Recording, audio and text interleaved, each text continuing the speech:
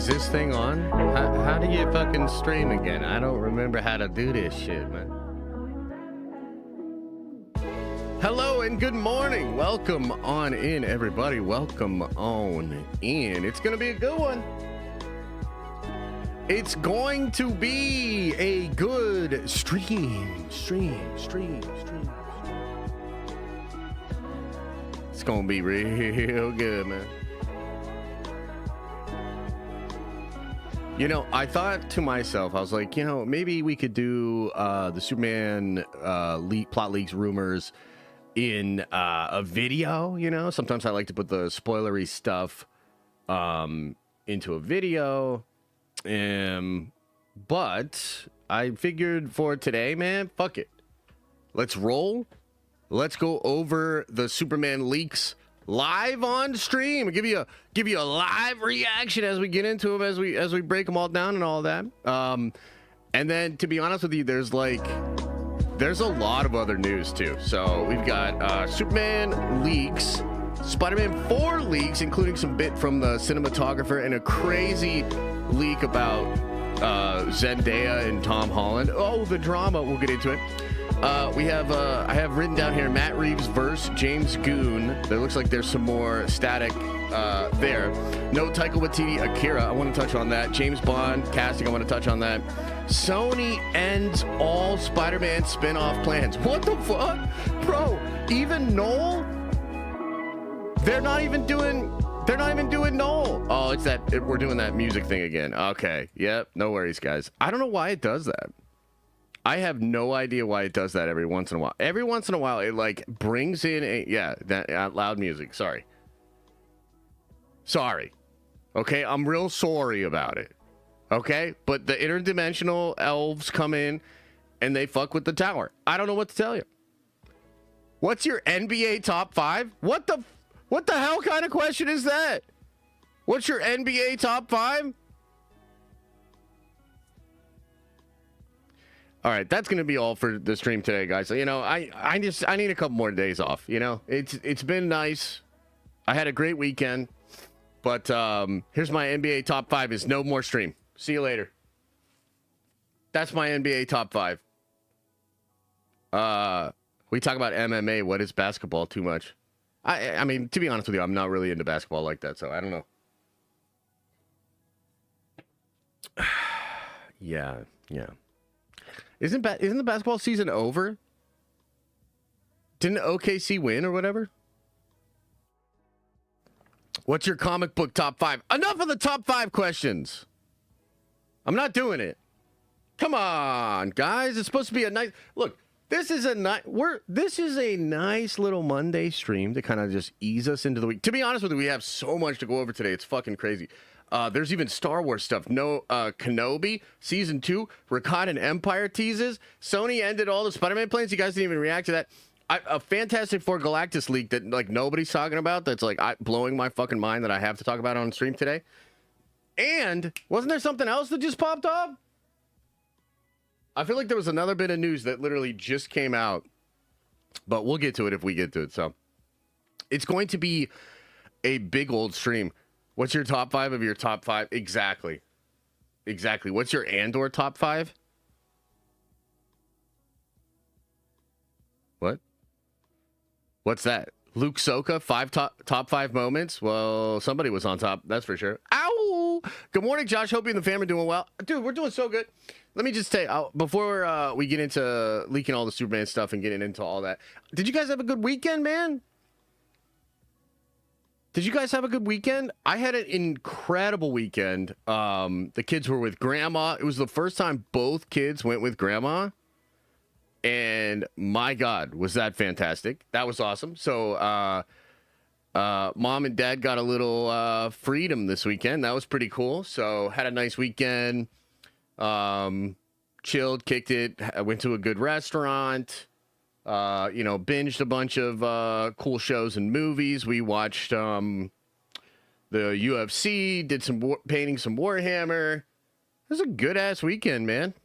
Had a great weekend, man. Hope you guys had a good weekend as well. Had an amazing weekend. That's great. Say that again. Say what? F1 was fire. Oh shit! You know, we almost went to see F1. Almost went to see, bro, Ilia. Oh god, yeah. Thoughts on Ilia? Oh god, yeah. Well, I'll tell you this. You know, we talk a little bit. We'll ease into it today. You know, we'll ease into it today. Big stream today. So big that I was thinking about taking tomorrow off of a regular stream. Just let me know your thoughts. I'm sure you guys will be chill about it. Just let me know your thoughts in the chat. Anyway. All right, let's talk a little UFC and Ilia, man. You know, let me just get this out of my system, okay? Are we going for 3 hours? We might today. I feel like it's going to be a long, girthy one. You know? Just relax, okay?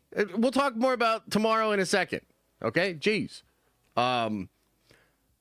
Okay, let's talk about the UFC. Fucking phenomenal card, first of all. Props to the matchmakers and everybody at the UFC because, frankly, I had been pretty disappointed in a lot of the cards this year. There were a lot of cards that I purchased that I was like, man, that shit wasn't worth it, you know. And it's a tough price tag, that $80. You know, it's fucking crazy, to be honest with you. They should probably not do that anymore. But it was an incredible card, dude. Top to bottom, just great fights, really good competition, intelligent fighters. The standout to me was, of course, Joshua Van. Just watched this kid fight 3 weeks ago. And I remember 3 weeks ago, I saw this dude, and I was like, this kid is fucking phenomenal. Like, it just stays in the pocket. Such confidence with his boxing. Looks like Max Holloway. The way Max Holloway used to just get in the pocket with people and just very comfortable in there. And now we know he's got a fucking chin for sure. I guess in the flyweight, though, you know, who really has knockout power in the flyweight? I guess Ilia did. And he pieced, right? Or did he go light to middleweight? I'm actually not 100% sure. But either way, this Joshua Van kid, man, holy shit. And then you know, again, you really got to give credit to the UFC for, like, recognizing the kid, the spark, putting him in against the #1 fucking contender 3 weeks later. And he puts on a performance like that, he's going to get a fucking title shot now? Are you kidding me? I was just talking about earlier this year how the UFC needed some new, fresh stars. He was never fly. Okay, so he went light to what? Middleweight? Is that what it is? Because he jumped, right? He went up. So I was just talking about how I felt like the UFC needed new, actual, fresh star power. And damn, dude, Van is that guy. And that next fight is going to be incredible. I wonder how Pantoja will deal with him. I mean, it's possible Pantoja just dominates him. You know, a little bit of a wake-up call for him. But Van did that against a #1 contender that was very good.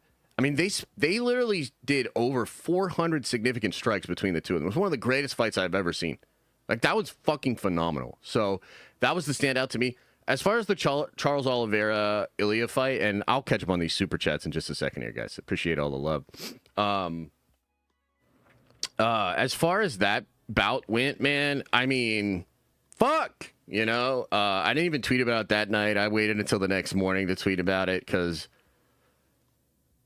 I don't know, man. I can't stand Ilia, you know. And to be honest with you, he did say some stuff after the fight that was, you know, respectful and awesome and whatnot. But man, I just can't stand. You know what I think it is like he's the first fighter of what I think is going to be an evolution of the fight game. A lot of other people have said this, right? So I'm not the first person to point this out, but he truly feels like an evolution in the sport where he has the precision and the body kinetics of, like, a really honed-in boxer.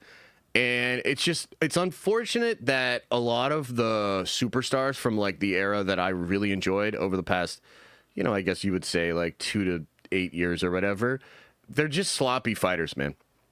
Like, to be honest with you, they're sloppy fighters, you know? And I think that Oliveira got exposed. I think Holloway got exposed. I think Volk got exposed. I think Makhachev will get fucking dominated by Ilia. And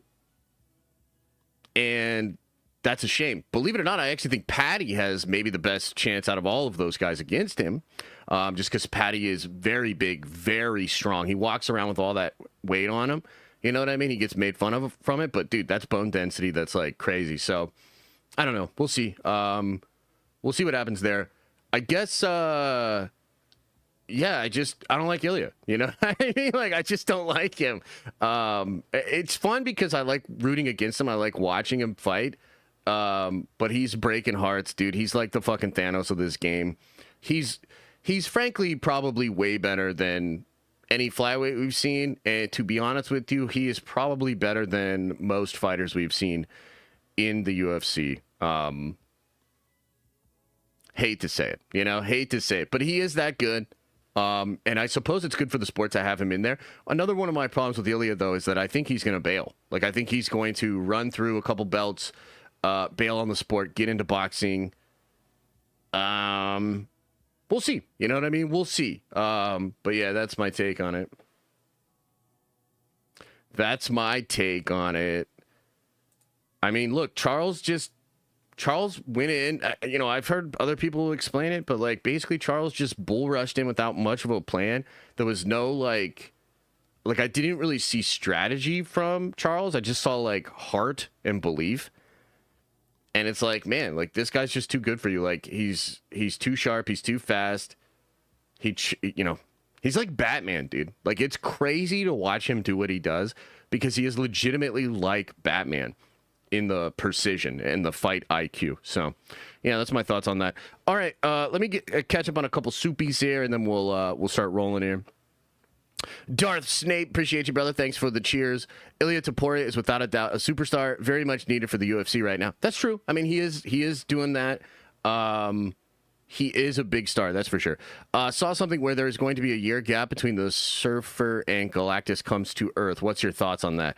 I have not actually heard that. No, so, I mean, there's a lot of plot leaks flying around the Fantastic Four as well. Maybe we'll do a similar stream in a couple of weeks here when we get a little closer to the Fantastic Four.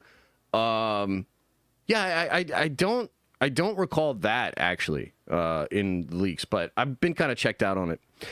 Zach says, 16 months. I'm grateful to be a nerd vendor, and I appreciate you, Josh. I love this community, and I'll watch after work, but much love. Appreciate you, man. Thank you. Thank you for the love. Topuria is Oliveira's dad. How dare you? How dare you, John Van Ginderand Jr.? God damn it. Yeah, he's pretty good. He's pretty good. I mean, I can give him all the props in the world and also just be like, I hate him. I think it's a little bit like Steph Curry, although I think Steph has now become a lot more likable in the past couple of years.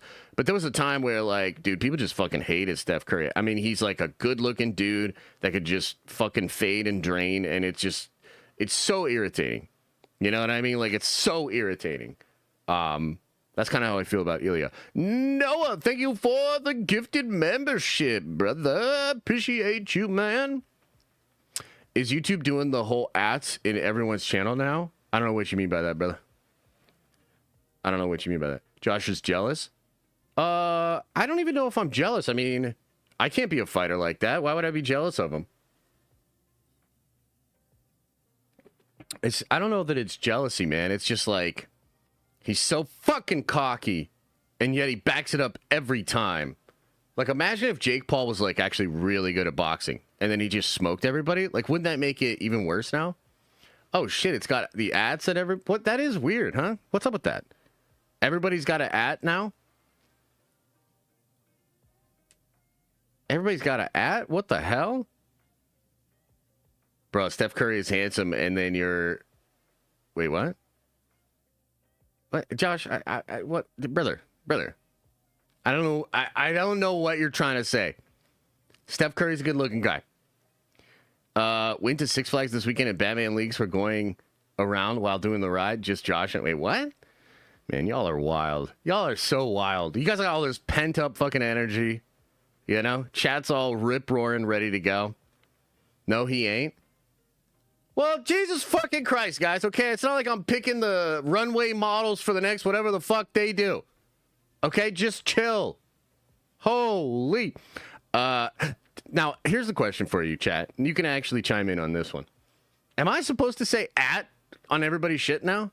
Like, am I supposed to say, at Banshee's Mayhem, welcome to the Nerd Vengers. You are a Nerd Venger. Should I say at on it all? Yes. No. Yes. At me, bro. Yes. LeBron is the best around player of all time. That's an opinion. Rossi, thank you for the rose, man. Hope you're doing well. Rossi, how you doing? Let's get started with soups. Yeah, let's get started with soups. Okay, so I probably should have not fucked around for 15 minutes. If you're watching this on the replay, what I want to say is this: we gotta let's get into this. Let's get into this, okay? And let's give all the proper warnings, all the proper context. Let's do our due diligence, as it were. Okay, so we'll drop that audio there. In fact, you know what? Fuck it, take the audio off. That's fine. Okay, so a couple of different things we got to say here. Number one, we're about to go over the plot leaks for Superman, okay? And there's a couple of things we got to say. Number one, take with a grain of salt, okay? We don't know for sure. Although, let's be real. At this point, we kind of know for sure. At least some things. Because the trailers, strangely, have not really been shy about confirming the leaks. And, yeah, I don't really know why. I mean, Marvel tends to try to hide leaks a little bit more. It's still unsuccessful for them. We mostly know about all the leaks.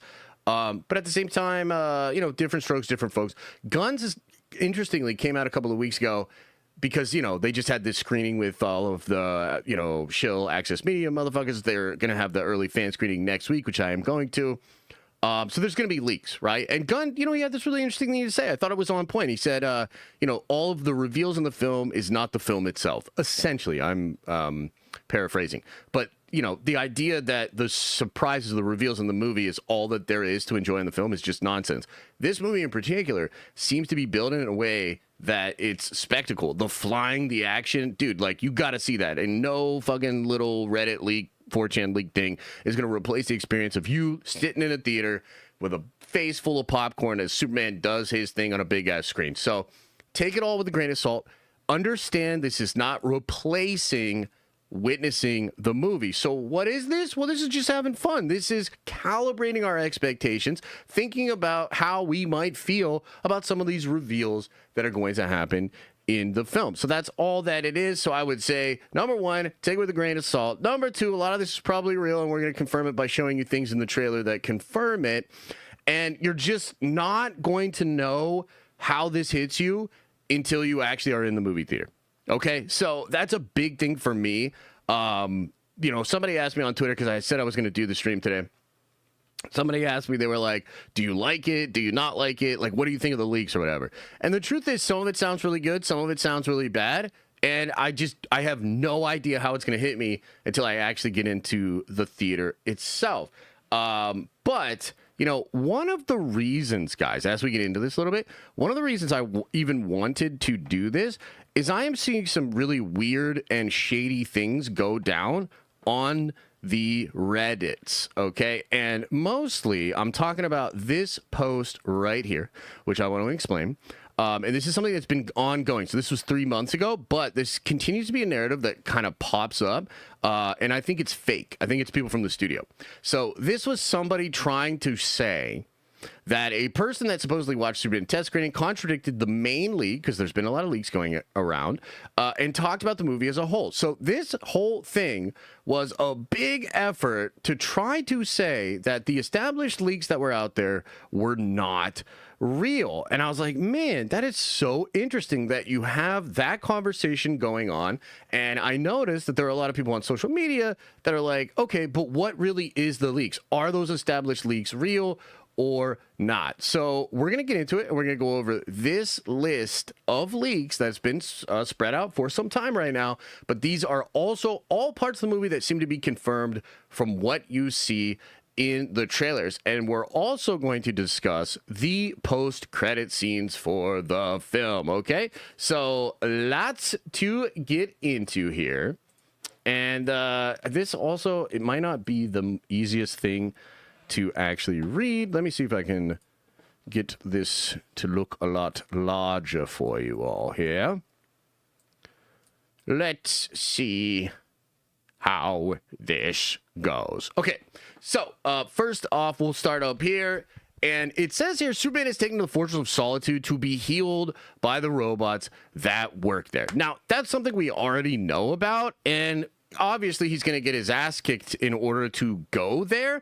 I'm not sure what is going to be. Is it going to be that guy in the armor or whatever? And so you'll notice there's a lot of like gaps here in the trailer itself. We're not really sure how this is all going to go, but according to this leak here, the movie will more or less begin with Superman. You know, we've seen this since the very first trailer. He lands, he's wounded, and he gets taken to the Fortress of Solitude, okay? So next thing up here, it says Lex Luthor and his team are introduced. Let me see here. I gotta. Whoa, what?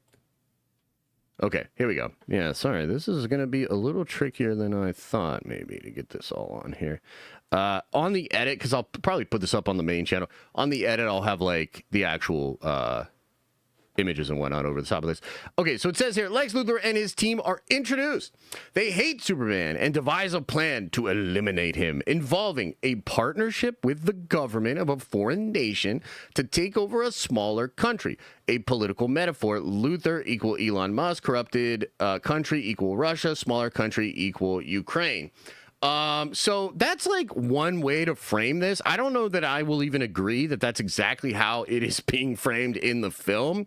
But more or less, we know that this is true as well. The interesting element of this part, right, is this is something that, like, Grace Randolph said was in the film, and then Gunn got all butthurt and, like, came out on social media to say that it was wrong and that, like, Grace spews a bunch of bullshit. It's possible that he has changed this country to technically no longer be, like, in the Middle East or something like that, but there's certainly going to be some kind of big political conflict, which seems to be started by Lex Luthor and his team, okay? So that's kind of interesting. Let's keep going here. Here's a part of the movie that's, I mean, we'll see what you guys think about this.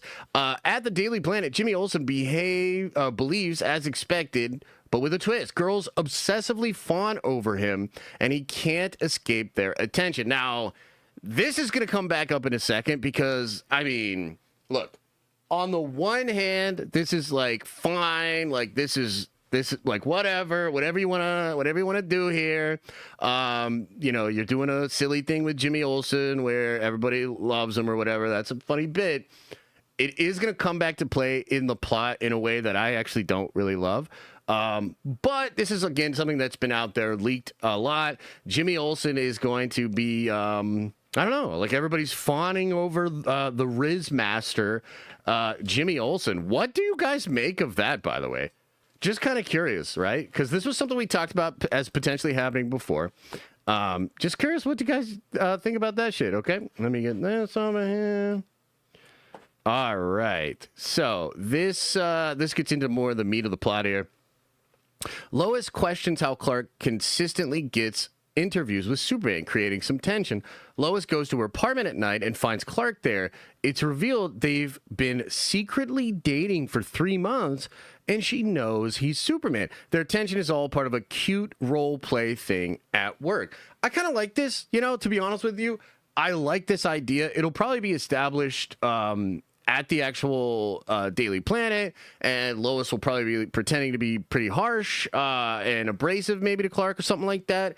And then it's going to kind of be revealed that they have this cute role play thing at work. And we've seen some evidence of this, right? Where they're talking about how the world's eventually going to find out that he's Superman. Superman says, yeah, but the glasses, which, by the way, were recently revealed to be hypnotic glasses, which is actually something I think from the Silver Age that they established, where Clark's glasses are actually like technology, and they're actually hypnotizing people so that they don't recognize him as Superman. So that's fair. You know what I mean? That's kind of fun. Nothing too crazy over there. And then let's keep going here. Okay. So, oh boy, let me get this right here for you. In her living room, Lois complains about Clark always interviewing Superman. She playfully turns on her microphone to record him. Starts as a cute game, but devolving into long domestic argument about foreign policy and Superman's involvement. We have literally seen this. Okay, so this was in, I think, the second trailer. Maybe it was the third. But yeah, that's really interesting. You have that going on. You know, we all probably feel differently about that. At the end of the day, you know, I continue to believe that there's like a tonal thing going on with this film that I'm not necessarily going to totally jive with. But at the same time, I don't think it'll necessarily kill the whole movie for me, but we've kind of seen a bit of this, right? And it'll start out kind of playful. She jokes about how Clark's always, which is probably connected to the piece of dialogue in the trailer where she's like, everybody's going to find out you're Superman. You should probably stop interviewing yourself, which is totally real. Like that's probably connected to that. Totally fair. We'll see how this plays out in its totality in the film. I really, really did not like it in the trailer, but we'll see. Could be an evolution of his character, you know what I mean? Something that that becomes a catalyst for change. Here's something that's interesting. Lex Luthor then releases monsters into the city to fight Superman. Now, again, this is after the foreign affairs thing where he stops a war, and then like, you can kind of see how all of this is playing together. The only question I have so far is, what is the initial conflict that makes Superman get wounded or get his ass kicked? Is it with the guy in the armor, a version of Ultraman? What is that, right? Because we now know the war is later, the monsters are later. What's the thing that beats Superman up? Not really sure. So, Lex Luthor releases monsters into the city to fight Superman, who defeats them. The Justice Gang appears and help in the fight. They're basically the Guardians of the Galaxy. We've seen this. Man, there's a clip out there of Nathan Fillion coming down. I think Hawkgirl says something like, it's just a temporary name. And then Nathan Fillion's like, but it could end up being permanent or some shit. I'm going to be honest with you. Really don't like it. Really don't like what's going on with the Justice Gang. I think the name's silly. I think the performances are silly. However, there was a moment in one of the trailers where he says, make a move, Big Blue. And it's apparently in that scene where he like blacks out all of the windows with the ring or whatever.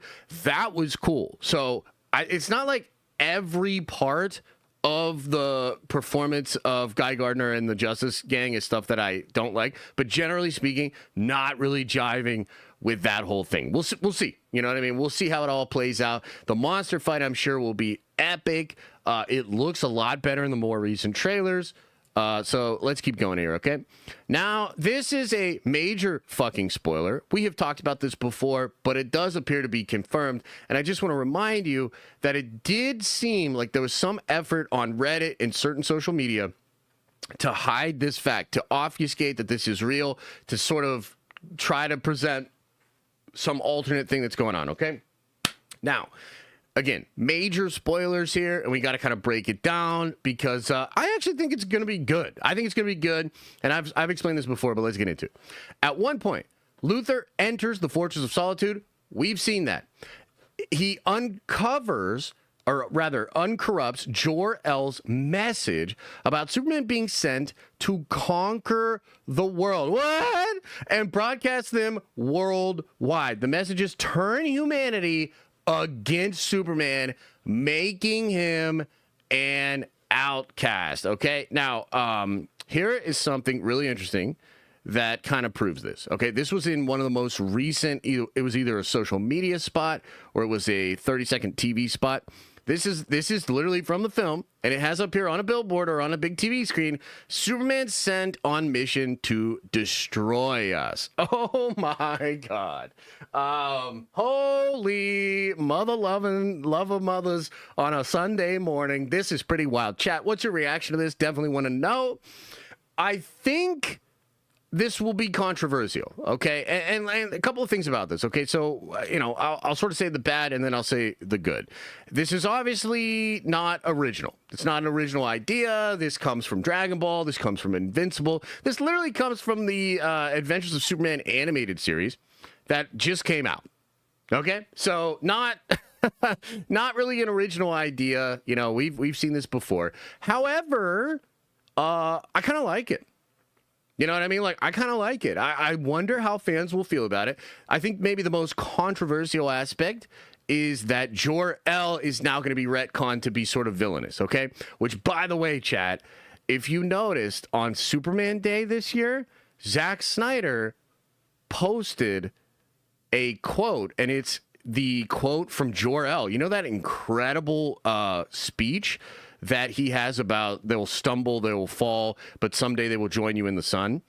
Zach posted that speech from Jor-El on Superman Day, which I felt was kind of like an underhanded, like, oh, I know what Gunn is doing. I'm going to reassert the value of the Jor-El character on Superman Day. Maybe I'm reading a little too far into that, or maybe somebody close to Zach told me that's exactly what it is. You'll just have to wonder on your own. But that's probably the most controversial part. The Jor-El message, Jor-El being sort of retconned to be a villain. You know what I mean? Like kind of a bad guy. That I think might be tough for some people, depending on what iteration of Superman they really like. But as far as the retcon to the Kryptonians themselves, guys, I actually think it's really cool. Okay, number one, it's kind of a fresh idea as compared to a lot of the other versions of Superman we've seen in live action. Not fresh in and of itself, not original in and of itself, but you know, sometimes, man, just putting a new twist on an old lemon is the most you can hope for. Like, you know, sometimes you can, if you try to just be completely original, you know, you're kind of closing yourself off to good things that have worked in the past in other versions. So I kind of like it, okay? And a big part of why I like it is actually the Supergirl movie and the potential future of the DCU overall. For Superman itself, it's kind of like this super convenient, weird plot thing that adds like complications, and we'll see how that all shakes out in the actual film. But for the Supergirl movie, for the character of Kara to potentially be, because the thing about Kara is she's raised more in Kryptonian culture than Clark. I think she lives to, and one of you DC fans help me out here, I believe she lives all the way up into her early teens within actual Kryptonian culture. And then, you know, there's like a ship and like all these sort of things that then happen. So I think that's kind of what it is. So she grows up within Kryptonian culture. She's far more affected by it. So it's awesome to consider the character of Kara with this retcon of evil Kryptonians, and then to think about what her movie would do, you know, coming up. And I love this idea of like Jason Momoa as Lobo kind of goading her, like kind of like being the devil on her shoulder to be like, you're a world conqueror, like you're a dominator, like what are you doing? Like your cousin's a bitch, your cousin's a pussy, you know what I mean? And like trying to really like amp it up. So I love it, man. I think the evil Kryptonian thing could actually work. So that is what it is. And again, we'll see, man. Really interested to see what are the other reactions like. Chat, what do you think of evil Kryptonians? Let's pause for a second. What do you guys think of the evil Kryptonian twist, right? Do you think it's going to be controversial? Do you personally think it's controversial? Let's stop for a second and linger on it. Watch those wrist rocks. Says, I love it. Evil is good. That's weird. Meh, good. Kara is in cryptogenic sleep for over a decade. Fair. Sounds dope. Love it. What if it's Lex making us think he's evil? Yeah, no, that's not what it is. I mean, that would be an incredible... If he hid that, if Gunn has somehow hid that or whatever, that would be so impressive. I see no evidence of that. Man of Steel kind of did it. I mean... Yes, you know, a little bit, but it's not Jor-El, right? The big difference here is like Superman's actual biological father was not a scientist trying to save the planet, or maybe he was, but he also just wanted to save them by dominating other worlds. So it's different in that sense. In the Man of Steel film, of course, it's Zod, and Zod does want to terraform Earth, you know, repopulate it with Kryptonians, completely take it over or whatever. So yeah, it's similar to that, for sure. Could Kara be in the hammer of... No, she's not in that suit, no. It'd be quicker to believe that Zod is lying about being Jor-El than believe Luthor is lying about his finding. That's kind of an interesting point. Yeah, it's a lot like the Saiyans, for sure. Would you be disappointed if it's not what Jor-El meant, but Lex is spinning it? No, I mean, I'd have to see it, right? I'd have to see how that worked. To my understanding, that is not what's going on, man. Like, to my understanding, and I think there's a little... So, the thing is, I think this is totally real, and I also think it's something that, although Gunn says he's cool with leaks, I think there's been some effort to hide this fact. Like, there was this whole weird Reddit movement of, like, all these motherfuckers on Reddit that were like, oh, dude, this is not real. This is not real. And, like, as far as I understand it, it's totally real. I mean, again, this is in the fucking trailer, dude. Now, if this is done in the trailer, I will give so much props to Gunn and to DC and Warner Brothers. If this was put in the trailer just to throw us off, oh my God, like that would be so nice. I would love to be surprised. I would love to be bamboozled in this way. I just don't think that's what's going on. I think this shit is real, and I think you got an evil Kryptonian, evil Jor-El thing. Josh is the only one I've seen push the evil Kryptonian thing. Everyone else is saying that it's a manipulation by Lex. That's what I mean, though, is what I'm telling you, just to be clear here, John Station, I believe the evil Kryptonian thing is real. I believe all the stuff you're referring to is a part of the misdirection. I think there's a serious effort to cloud the truth of this and to get people to think it's Luthor manipulating the message. Okay? It could be either. Like, let's be clear. We don't know. I would actually, I'm probably down either way, to be honest with you. So yeah, and there's some comic book precedents for this where there's a story, I think it's, Trev says it's Birthright, where Lex uses a similar tactic to do it. So it could be something like that. We technically don't know. I'm gonna be honest with you though. I talked to somebody that saw the movie. They told me it's real. So I don't know what else to tell you. You know, maybe they're lying to me. That could absolutely be the case. But this person usually doesn't lie to me, you know? So I think it's real. Jor-El message was corrupted by Lex and moved out of... Yeah, I don't think so. I don't think so. In fact, I question if you, evil Syrah, I question if you're actually a real person. Like, that's the level to which I think this shit is being manipulated.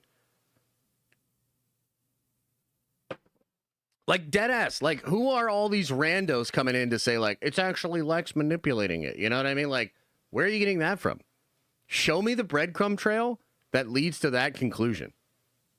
You know what I'm saying? Like, I don't think so, bud. It could be, but I don't think so. If Jor-El is evil, don't ever come at me about Snyder's Superman. I will rage. Oh, shit. I'm going to be honest, man. It kind of feels like you were going to rage either way, but I get you. Wait, you flipped your cam? No, you flipped it.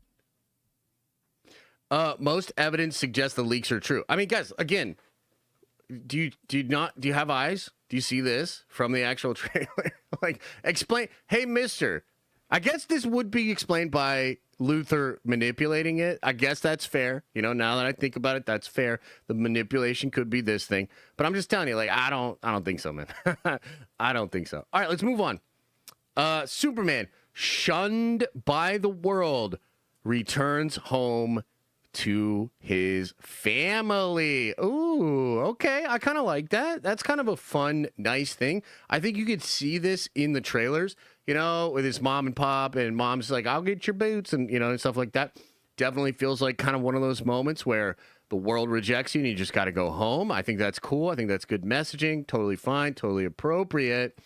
Here's where it starts getting a little weird. You know what I mean? Like, I'm going to be real. It starts to get a little weird here. Okay. So Lex Luthor has access to a pocket universe where he traps people he hates. Oh man, if he live stream, y'all would be in this other universe, 100%. You think I crash out?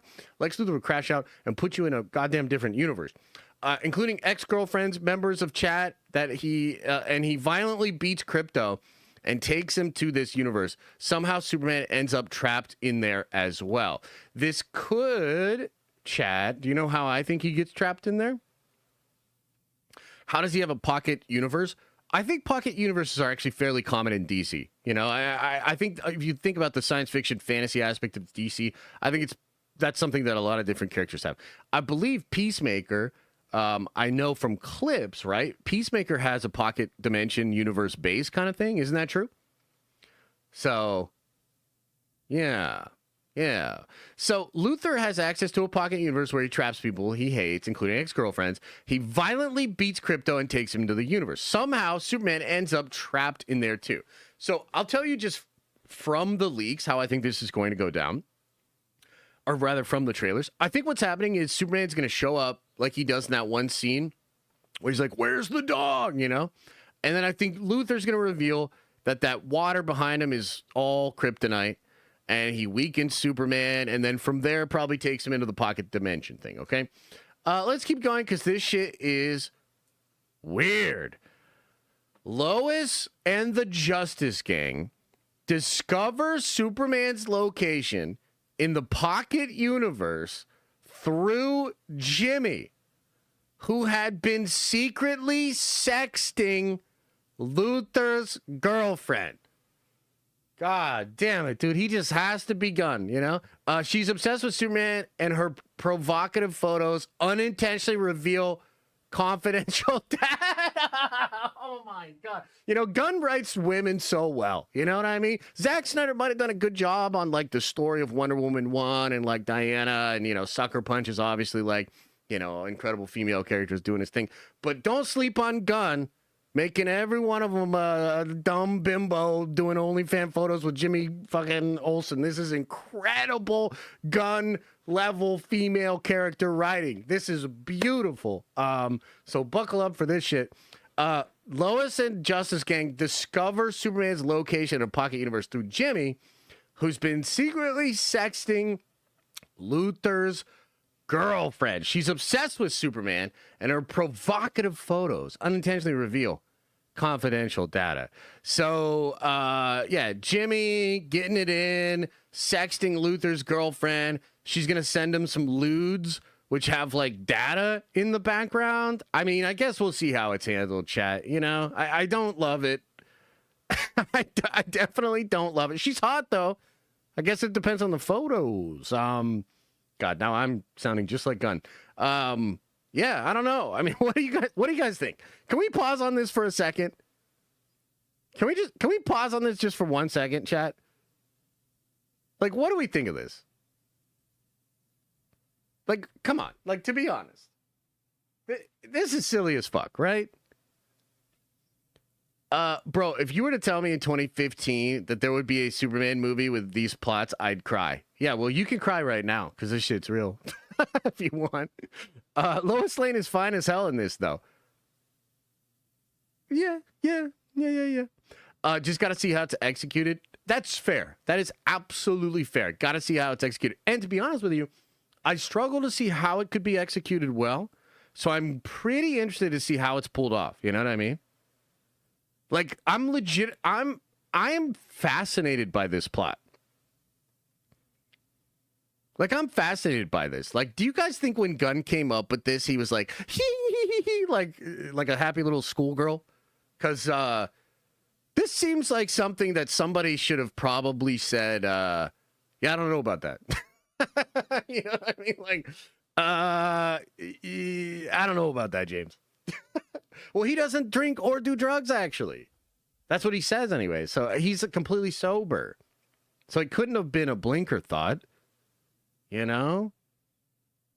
This is pretty interesting. You know, I'm really looking forward to all the parents explaining to the 8, 9, and 10-year-olds.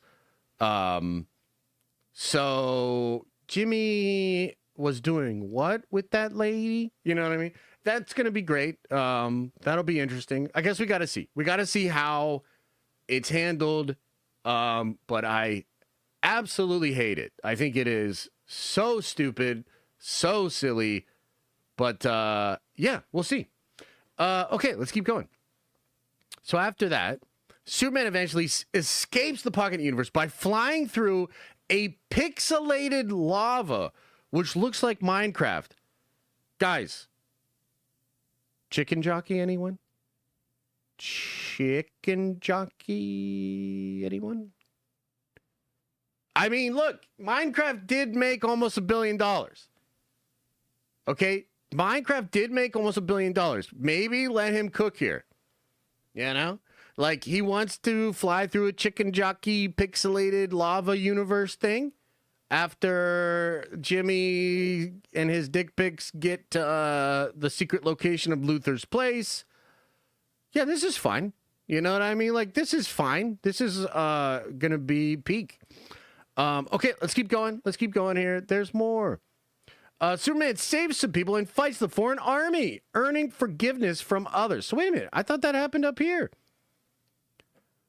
Does the conflict happen later? So I gotta say, not to Zach Tech says this already sounds trash. I don't think it sounds trash per se. There's a lot of stuff I don't like, but again, we got to see how it's executed, right? There's a lot of stuff I don't like. You know, I thought it was kind of interesting. Apparently, so Campia, I think he did this on Friday, right? Chat, help me out here. John Campia. He had a stream on Friday where he said he finally He finally talked to somebody that said Superman was shit. Right? And so he was like breaking that down, I think on Friday, right? And one of the things that he said was that this person had said that the movie was very convoluted, kind of a mess, underwhelming. And one of the reasons I think that that could end up happening, and that might be something that a lot of people sort of feel in the film, is it's been changed a lot. So there was a structure that was going to be vignetted on like a Monday, Tuesday, Wednesday, all the way to maybe Sunday or something, right? And that structure is gone. And so they moved a lot of stuff around in the film.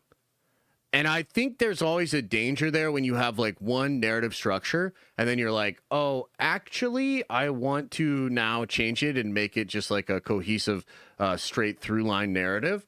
There's always a chance that things end up kind of feeling goobly glob because they weren't designed to go together in the way that you now have them together, right? So I don't know, man. I guess we'll see. But even this plot leak feels like it's a little all over the place. You know what I mean? Like I don't feel like a driving force of the plot here. Okay, let's keep going. Oh geez. Let's keep going here. Let's keep going here.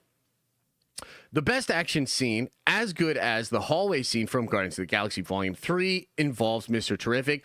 I won't go into too many spoilers about this, but I know a person that worked on this scene, the visual effects, and it is fucking awesome, dude. It is fucking awesome. From what I've been told, this shit's going to make the hair on your arm stand up. Very, very cool. A lot of cool tech. Mr. Terrific gets some serious shine in this scene, so that's going to be cool. Let's keep going. Next up. Superman learns about Luthor's plan with the foreign nation. He informs the government, but Luthor counters by revealing he cloned Superman. A fight ensues between Superman and his clone, who shares his DNA and could access the Fortress of Solitude. Okay, we gotta stop there. Gotta stop there for a second. We got evil clone Superman, guys. Evil clone Superman. I do wonder what you guys think about this. This is another one of those examples of like, not very original. Feels a lot like Snyder's stuff. I mean, honestly, feels a lot like a lot of Superman and derivative Superman material, right? So, clone, that's who Ultraman is going to be. I do believe that the clone will degrade over the course of the film, right? Like, I do believe that. Didn't Gunn say no clone back in the day? Of course he did. I mean, he's lied about this movie for like 2 years straight. So, yeah, no, he definitely did. Strangely, I'm actually not that butthurt about it. First of all, it allows us to have an incredible fucking fight, right? Like an absolutely incredible fight with a Superman clone. That'll be great. I also think that, sure, it's not original. It's not an original idea. But there is something to be said for fighting against an evil version of yourself. This is in a lot of different fiction. It's kind of an interesting, cool, metaphysical idea, a lot of subtext to that kind of idea, right? So the clone thing, I'm actually kind of down, and I want to see how disgusting the other clone looks as it like breaks down. I think that its mask and everything's going to get tarnished, weathered. I think the face might start to fall apart. It's supposed to degrade, like he's supposed to kind of fall apart. And that'll be interesting. Okay. So the next part of the leak says Superman defeats the clone and Luthor is taken to jail. Okay, that'll be interesting. Superman, this is interesting, guys, and I've heard this is real as well. Superman returned to the Fortress of Solitude, where a drunk sorority version of Supergirl appears to reclaim Crypto, her dog. She has asked Superman to watch him for the week. Okay, that's wild. Okay? What this means is Grogu is going into the Book of Boba Fett. Like Gunn has his Grogu. Okay, he has his Baby Yoda, and it is Crypto. And, hopefully we all love Crypto, and Crypto's really cool and fun because you're getting a whole bunch more Crypto. Crypto's in the Supergirl movie now, okay? So that's kind of a fascinating way to kind of introduce Crypto in the Superman film. and then get him into the next film. I mean, damn, like they are really hard selling on crypto. Hopefully that works. It seems to be working so far. So that's kind of interesting. I also love the idea of Kara being like sorority, kind of like drunken, kind of a mess. Probably just dealing with shit and, being one of the last remaining survivors of a species and a race that was designed to dominate the universe, right? So that's probably a pretty wild thing to cope with, and that will likely be explored a lot in the actual Supergirl movie. Then we have like kind of a nice little ending here. Superman sits back, asks to see his family again, but instead of Jor-El, it's his human family. Again, because Jor-El is evil now and wants Superman to dominate the planet. Okay, so those are your leaks there. It's kind of interesting. I wonder if this is the exact order of things. It feels pretty messy and convoluted, even just from what we're seeing here. As I said at the top, you just never know. You got to see how it's going to hit you in the actual movie. Some of this stuff sounds cool. Some of this stuff sounds so stupid and juvenile. But we ultimately do have to see how it hits us in the actual film. Now, one more thing I want to talk about here. We're going to talk about the post-credit scenes. We're spoiling the whole goddamn thing, okay? So this is over on comicbookmovie.com, but this comes from My Time to Shine, okay? So check this out. Shared details on the Superman's post-credit scene. It turns out Gunn wasn't kidding when he said they won't necessarily be used to set up the DC's future, even with Supergirl and Lanterns heading our way next year. Superman has two post-credit scenes. One is Superman with Krypto on the moon looking at Earth. Okay. Well, doesn't that kind of contradict the thing with the Supergirl thing? If Supergirl comes to take the dog, isn't that bad? Like, doesn't that contradict it? I don't know. Maybe some of this isn't real.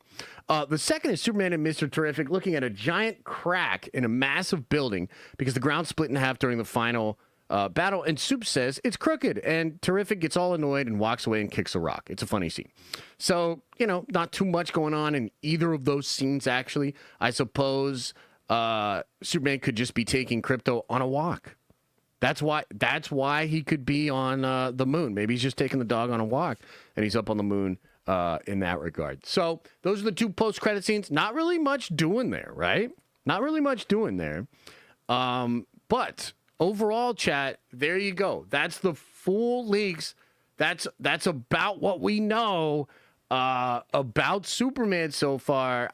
A week away. I'm going to see it in about a week. And I'll report back in a non-spoilery way, and then we'll talk spoilers after we all see it that weekend.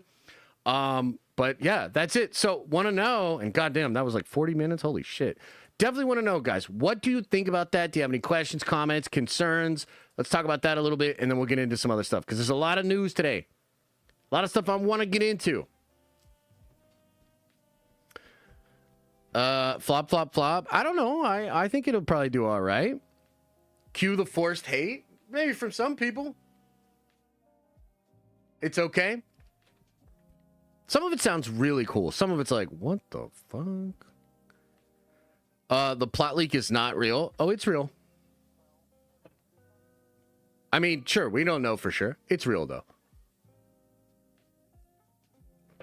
We're going to find out in about a week. To James Gunn for me. Yeah. I mean, I tend to agree. I really don't like the sensibilities there. Sometimes I literally wake up and I'm still shocked that guy is doing this movie. And I feel like there's this whole thing going on where we're trying to act like this is totally normal and fine. And like Gunn is Gunn. And I just think it's so weird. Like, he is clearly not the perfect pick for this. And I'm not jiving with everything that's going here. Peter says, dude, thank you for doing this. I was really on the fence about this movie. This is frustrating. I am not going to see it anymore. Well, that's a shame, Peter. I think you should give it a shot, man. I'm going to give it a shot still. I'm actually looking for... I hope it's really good. I hope I have a really good time watching it. John Station says, is there any confirmation that the suggesting thing made it into the final cut? Oh, the sexting thing? Well, I guess it's possible they took it out, but then, like, what would they replace it with? Like, do you know what I mean? Like, how would you just replace that in the plot? It feels like that's a uniquely difficult thing to just replace. Super nipples on the suit or I riot. That's a wild take, but I'll allow it. Not worried about flopping, but if it's a good movie. Yeah, that's a fair concern. I want to enjoy myself. Ultimately, I don't even really care if it's really good. I just want to be able to enjoy myself. So I'm kind of hoping that like some of the things I'm concerned about, some of the stuff I don't love. Where's the monkeys? I think it was taken out. I think super shit was taken out. Hopefully. And also, too, that's not the whole film. It's not like every scene has been described. That's just generally the big beats, you know? Peter, don't let the media sway you. Yeah, exactly. Kara doesn't sound like a dominating Kryptonian. I want her to show up and conquer like Superman has to calm her down. That's not really how it works. That's not really the character. I mean, she's savage, she's brutal, but she's not like domineering like that. Sorority Supergirl? Yeah. I mean, it's a little juvenile for sure. I think he could play though. I think Kara as kind of like a hot mess is interesting. That's an exciting idea. Replace the sexting plot with Bo DeMeo arc. Oh, interesting choice. Yeah. You know, you guys are pretty creative. It's a no from me. Okay, jeez. Don't matter. F4 in a month. That's true. That's true. I'm going to see both movies. I hope they're both good, though. I mean, I think I'm going to like Fantastic Four a lot more. But, hey, man, I want to enjoy Superman, dude. Guardians of the Galaxy are one of the most emotional movies in the MC. Plus, whatever I heard from Gunn on his take on Super has been pretty interesting. Yeah, I think, you know, to be fair, I think Gunn does emotional beats really, really well. And I think the Guardians films have a lot of moments that really hit hard. And if Superman does a similar thing, that's going to be a benefit to the film. Absolutely. Vintage 1950 Superman symbol found on the grounds of Ohio back in 2013. Listed third base cards on eBay. One of the greatest Superman memorabilia finds ever. Oh, damn. Joshua, what's the movie put James Gunn on directing after this? Gunn says he's writing something. Maybe it's World's Finest. Maybe it's something else, but yeah. Why don't you think Gunn is the pick to make this movie? I think his sensibilities are all wrong. He's juvenile, infantile, irreverent, silly, and I don't think any of those things. So like, I think what we're looking at is we're looking at Gunn, and to be fair to Gunn, he did curb, I think, what he would normally do. So for instance, a couple of things. This is the first movie he's not doing needle drops for, and I think he understood that like the score was really what was needed. That's a good move. Like, that's him making the right call. He has apparently played ball with Warner Brothers and taken out a lot of the jokes. So that's good too. He understands it's commercial art. He's willing to bend. That's cool. So I think even Gunn himself is sort of like understanding that although he had a vision for it and a take and he really wanted to tell this story, he had to pull back on some of his instincts, right? So that's kind of interesting. Now, to me, though, that's still not as good of getting somebody like, who's the Tom Cruise guy, McQuarrie? The guy that has been helping him do the Mission Impossible movies. Like, to me, because it's interesting, we just heard this guy talk about his Superman pitch, and he had, like, I just think his sensibilities are so much more accurate to the character and what I would want. So that's what I would want. I think Gunn is wrong for it, but I'm willing to give it a shot. Honcho Jack says, I've always been neutral on the Superman film, but the more I see from the film, the more worried I get. The opposite is true for FF. I actually completely relate to that. That is 100%. Well, I'll say it like this. I did not like the first Superman trailer. It seemed like everybody on the fucking internet liked that trailer. I did not, okay? The second one and the footage from CinemaCon were much better to me. I was like, damn, that's really cool, okay? So for me, Superman was like, and then, ooh, you know? But now it's kind of like evened out, and I'm like, I mean, when you hear that it's really silly and really big, and when you see that scene, I don't like a lot of the clips. I think the truth is, the trailers for Superman have gotten better and better. The clips, though? No. The clips have frightened the fuck out of me, dude. Like, the clips look bad. Other than the action, okay? Now, the opposite is true for Fantastic Four. Fantastic Four came out, and I was like, oh, that looks interesting. It's really striking, but, like, I'm not really blown away. The more they've revealed from that film, the more I'm getting blown away. I think, and I also think Fantastic Four is holding so much back, dude. Like, visually, post-credit stuff. Like, I think if we were to do the same thing with the Fantastic Four film and all the leaks that are out there, including the post-credit scenes, we'd be like jumping out of our fucking chairs, man. We'd be like hooting and hollering. And that's just not what's going on with Superman. So I am personally way more excited for Fantastic Four. That's just a personal thing, you know? Josh, props to you, man. Not to call them out, but the amount of reviewers and YouTubers who went to the screening at the DC lot is a shame, and they expect us to take their unbiased opinions, LMAO. I know, and I saw like Brandon Davis getting all butthurt about this over the weekend, and it's like, brother, I just think that's a ridiculous take. If you don't understand where people are at with this, then you're just dumb. Like you're either being ignorant on purpose, you're dumb, or there's something holding you back from like seeing it for what it is. Like when I made the video, when I went to New York City and I did the Deadpool VR thing, one of the first things I said in that video was I said, understand they paid for me to go out there. Now, I'm not obligated to say anything good about this thing, but understand that even if I'm not fully aware of it, at an unconscious level, I'm probably going to go easier on this thing just because I had a good experience and they set me up to have a good experience, right?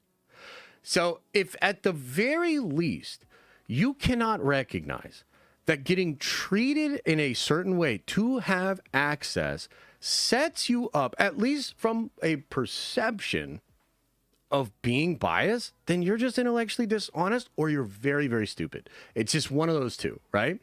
And I have nothing against him personally, but I thought that was such a wild fucking take. Like, you're dead ass gonna do the thing that I think just a lot of just normal motherfuckers would say, yeah, I can't really trust your opinion on that. And then you're going to get mad at the other people instead of just understanding what it is. Like, I guess for me, I would have been like, oh, totally, man. At the same time, though, I do think it's awesome. Take it for what it's worth. You know, like, you know, why get in a fight about what is so obviously affecting the way people are going to be able to accept your thing? It's like the thing with soups, right? Like, I thought John Roca had a really good take on this. I watched a little bit of the Hot Mic podcast. And Roca said, like, dude, I love Matt. And by the way, I love Matt, too. Matt's helped me out on some tricky situations. We've talked a lot in the DMs and, text messages. Not in a while, but I genuinely like Matt Ramos. But, like, who the fuck's taking this kid's opinion on Superman seriously? And that is not to knock him. It's just like, I mean, Matt's not... I don't go to Matt for objectivity. I go to Matt for excitement and hype and fun and, that sort of stuff. He's just not he's never been that guy. He's been wearing a Superman shirt for the past 15 years, waiting for something like this. Like, and I'm still going to watch his shit because I like his energy and I like that. But if you think I'm going to take Matt Ramos's opinion on Superman as like any kind of objective critique, like we've just lost the plot. You know what I mean? And I think it's like the way that grifters get mad when you say they're grifting. That's why, like I know not everybody likes Jeremy Griggs, but from Geeks and Gamers, I gotta say though, his turn in the last couple of years to just like owning the grifting, I think it's amazing. Like, I think it's so honest. Like, yeah, of course. And I've even seen like, to me, it's like, what the fuck are we doing here? It seems so lame and disingenuous when you can't at least read the room and like own it a little bit. So I don't know, man. I don't have, I think I said this last week. I don't have anything against the people that went to it. Like, dude, for sure. And if you're excited, hell yeah, have a good ass time. But like, let's be real. It is access media. They are shills. You can't trust those opinions. And I also think, to take it one step further, it's a bad strategy for the studios. Like, who do you think you're actually convincing that this is an objective perspective on the film? Like, that's crazy. So, yeah. Gunn should have only wrote the film and produced it. Chris McKay would have been a better choice for the tone. Yeah, I think that's the guy I'm talking about, right? Is Chris McKay the guy with Tom Cruise? I think that's who I'm talking about. I'm blanking on his name. I could see his face. Yeah. we all would have went to if we were invited. I mean, that's not strictly true, but your point is sound. You know what I mean? I'm not going to argue with like the spirit of your point. It's not like exactly true because like I wouldn't have gone. But at the same time, like, hell yeah, a lot of people would take that opportunity. Absolutely. Absolutely, man. Get ready for the Man of Steel versus Gun Superman takes online. Yeah, but I mean, isn't that what we like to do? Don't we like to have these debates? Don't we like to make these comparisons, you know? Is this Kenobi BS fake or real? Oh, dude, the Kenobi shit's real. You guys want to talk about Kenobi? Should we talk about Kenobi? Should we? McQuarrie, is that him? Chris McQuarrie? Is that the guy's name? F4 recent trailer got more viewership than Superman final trailer. That is true. That is true. And I did bring that up last week. It's not necessarily like the end-all, be-all data point, but it suggests that Superman's marketing is kind of fizzed out. People are, and maybe maybe people are over-engaging with each individual trailer because they've just seen so much, right? Superman is marketing so much. McQuarrie's the MI guy? Yeah, that's the guy. He just did Josh Horowitz's podcast in the past couple of months, and he explained his Superman pitch. He said the beginning would have been like up, but on an epic scale. And he said after 5 minutes, you would have known exactly who Superman is, what he fears the most, what makes him tick. And as I was watching him explain it, I was just like, that was the guy. That was the guy. That should have been the pitch. And he was down. You know? But, you know, like, it is what it is, man. The DCU could thrive. The DCU... I am legitimately not up here saying that everything Gunn has done and everything he will do is shit. I am not making that point. I think the DCU will end up being pretty successful, and I'm excited to see where the future goes. I just don't think he was the pick for Superman, and I think a lot of what has come out in the leaks sort of confirms my personal suspicions, where I'm like, no. Don't do it. All right, should we get into this Kenobi business, man? Because there's, I got a couple of things to talk about with Kenobi here. All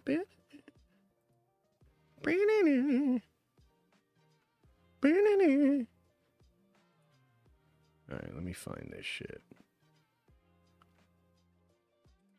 Kenobi?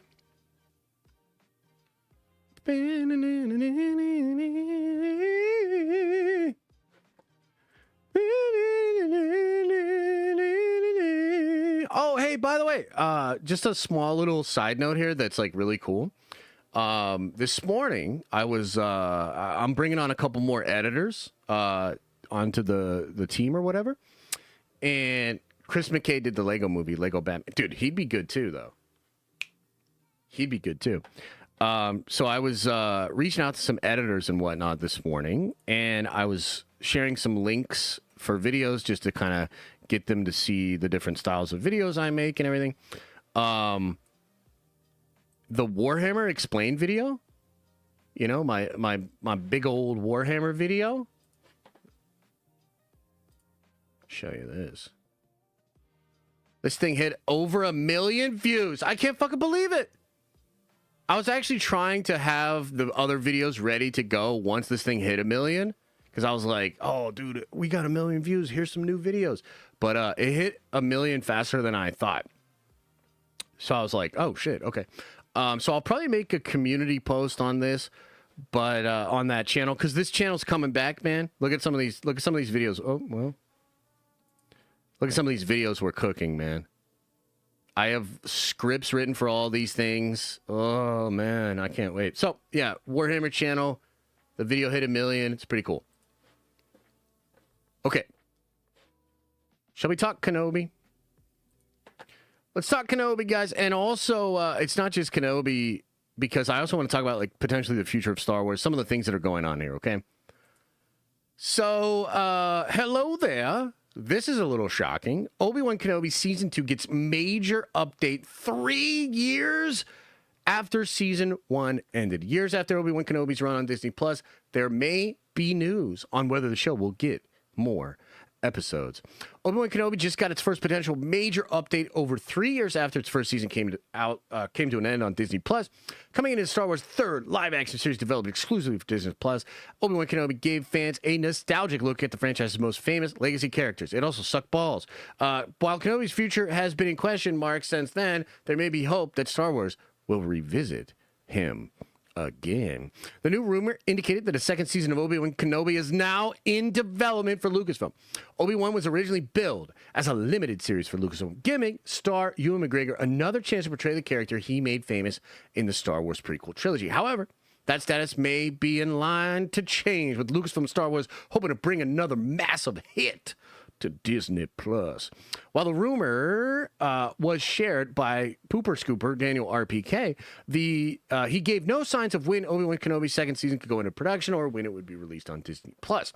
There's also no news about who would be included in the cast or what the storyline for this potential season 2 would be, both of which are more likely to become public once the new season is made official. Also, important to note that Obi-Wan Kenobi's second season has no guarantee of going into production, as many Disney-era Star Wars projects have gone into development but not been fully realized. Multiple big-screen efforts Lucasfilm has taken off the board in the last couple of years, and with the constant changes in what's coming to Disney Plus, there are no guarantees the fans will see Obi-Wan back in his solo series again. Released in May of 2022, Obi-Wan Kenobi's blah, blah, blah. Getting another season of questioning, blah, blah, blah. Okay, so that's the news. A lot of speculation in this article, but that's the news. Daniel RPK is reporting that Obi-Wan Kenobi season number 2 going into production. Now, first off, do I believe this? I guess is the main question. Yes, I do believe this, and I want to explain why. You see, I have been told that Ewan McGregor will be in Ahsoka season 2. Yep. And he's going to be doing something pretty interesting in Ahsoka season 2. And so I believe a season 2 of Kenobi could be in line. Here's the deal, man. Here's the deal. Did any of you guys like the Kenobi show? Because it's terrible. It was so bad. But, surprisingly, the last episode kind of ends it in a respectful way. And between the fight and, the conclusion, the Vader stuff at the end, there's actually some good stuff in that finale, including like the Qui-Gon thing, all sorts of stuff, right? But by and large, Kenobi was a big old goobly glob, a super big embarrassment. And I actually think it was the show that started to really damage the Star Wars brand. Okay? It was the most viewed out of all of the other Star Wars shows. And if you look at the viewership of Kenobi all the way on down, it does nothing but go down.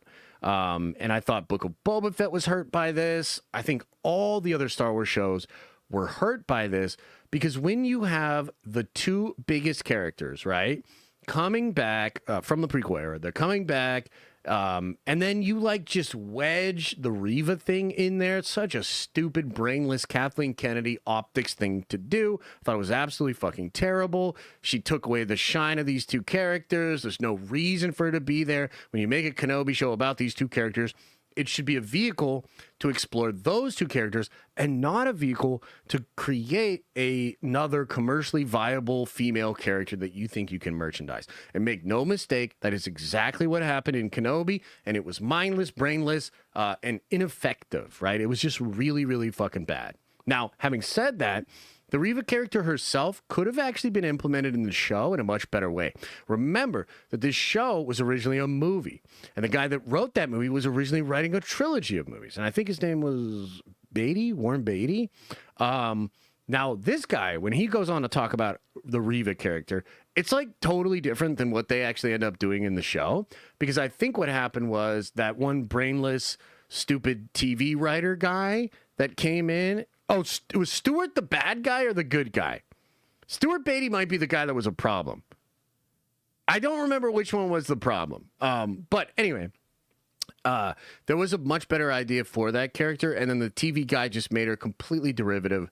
And Kathy, like the idea of her coming out on stage just there with Ewan and Hayden is just so silly. Like, it's just so silly. Like, what are we doing here? That doesn't set her up for success. By the way, she had a fucking terrible time. The fandom treated her pretty poorly. I think Kathleen Kennedy literally set her up for a bad time. And so in a lot of ways, I thought Kenobi was a monumental failure. It was super embarrassing to Star Wars fans. And I think it was really bad for the characters and the actors. Okay. But then something kind of incredible happened.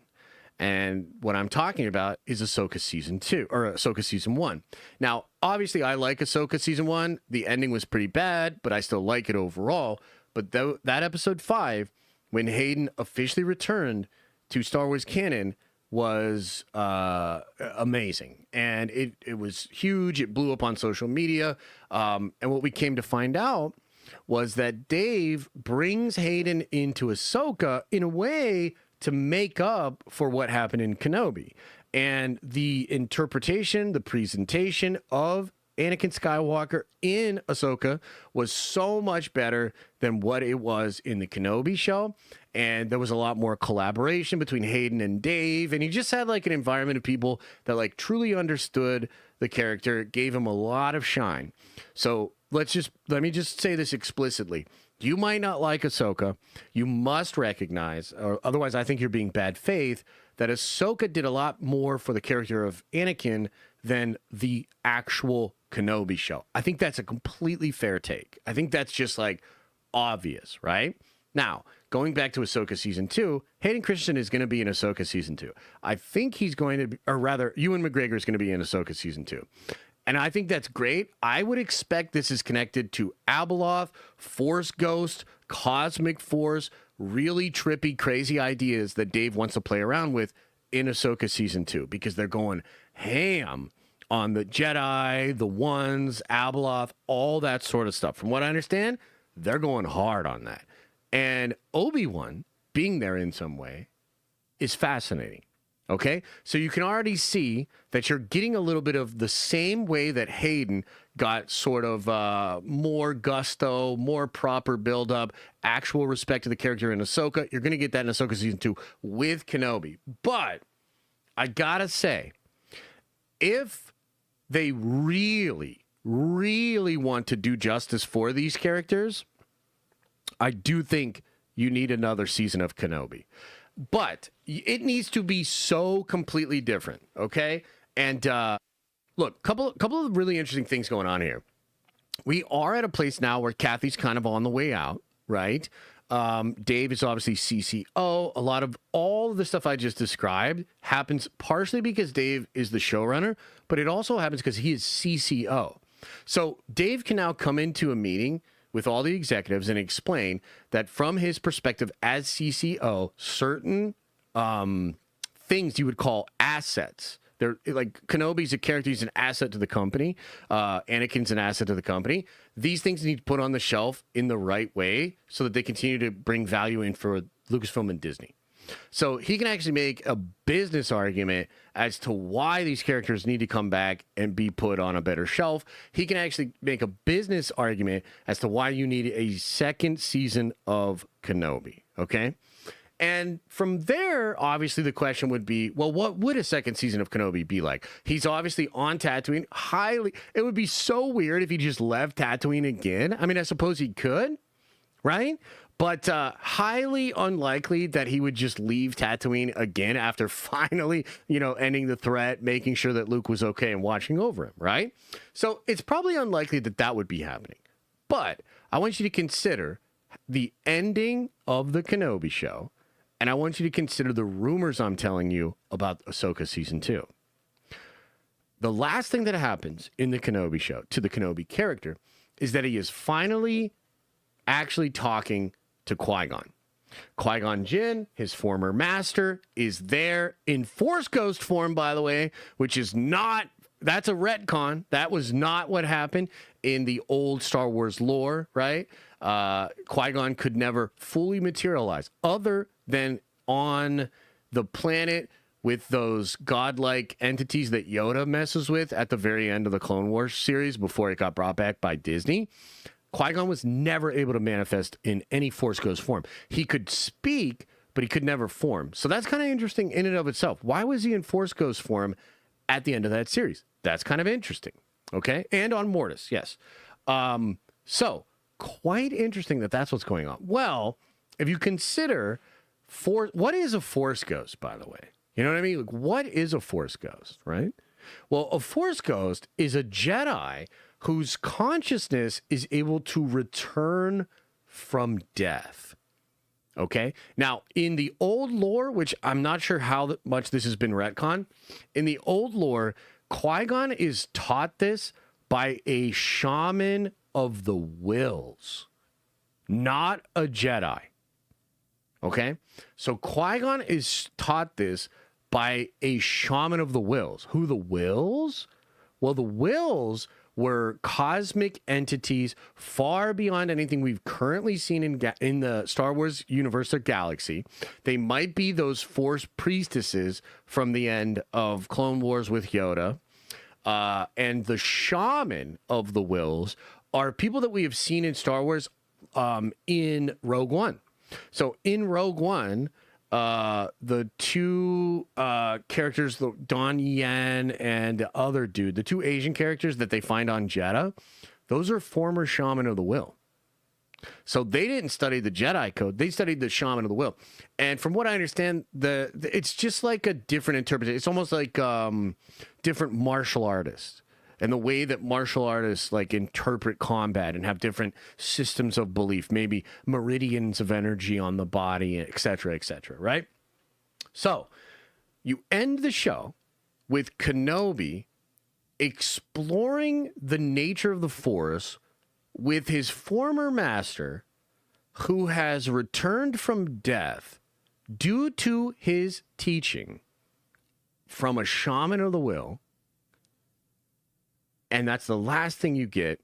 And we know that the next time you'll see Kenobi will be in Ahsoka Season 2, where he is somehow connected to Force Ghosts and the greater nature of the cosmic force. Wow. Well, what does that mean then? Well, it likely means that if there is a Season 2 of Kenobi, it could end up being real trippy. Now, there's other stuff that goes on in this time period, like Kenobi fights against Jabba and some of the Hutt gangsters. He fights against that one big Wookiee that was like a bounty hunter. I forget his name. So there's like stuff in the comics that's kind of established with Kenobi there. So maybe some of that could be added into it. So maybe you have like an A plot and a B plot in Kenobi Season 2. And the A plot, Black Krrsantan, yeah. So maybe the A plot is Obi-Wan and Qui-Gon going into different fucking dimensions and exploring the nature of the Force in like a really trippy fucking way, like a little bit a la Ahsoka and some of the stuff they're doing there. And then the B plot is like Kenobi also trying to keep the peace, keep Luke safe, help out a little bit on Tatooine and something like that. I think that could be interesting. You know, to me, that's the way I would take it. And other than that, I can't really see a story that would make sense. And that would be good, right? So that's kind of what I think is going on, and the potential there. Now, I want to add to this, okay? And I want to get real fucking conspiratorial, okay? Now, you guys brought this up on the Discord earlier, but one of the things that was just released in the last couple of weeks is there's a big galactic map that Star Wars has officially released that is completely canon. It is incredibly extensive. And there is a reveal in there that makes people believe that the Rakatan Empire will be explored in the James Mangold Star Wars film. The reason is because it is revealed that the Rakatan homeworld is actually really close to Octu and another planet. So let me get this pulled up for you guys, so we can take a look at this together. It's pretty cool. And I just walk with me on this. We're going to get a little weird. We're going to get a little weird here. Just walk with me on this, okay? The new map of the Star Wars galaxy features Rakata Prime, the homeworld of the ancient Rakata species who were once conquered the galaxy 25,000 years prior to the original trilogy. Remember that number, 25,000 years.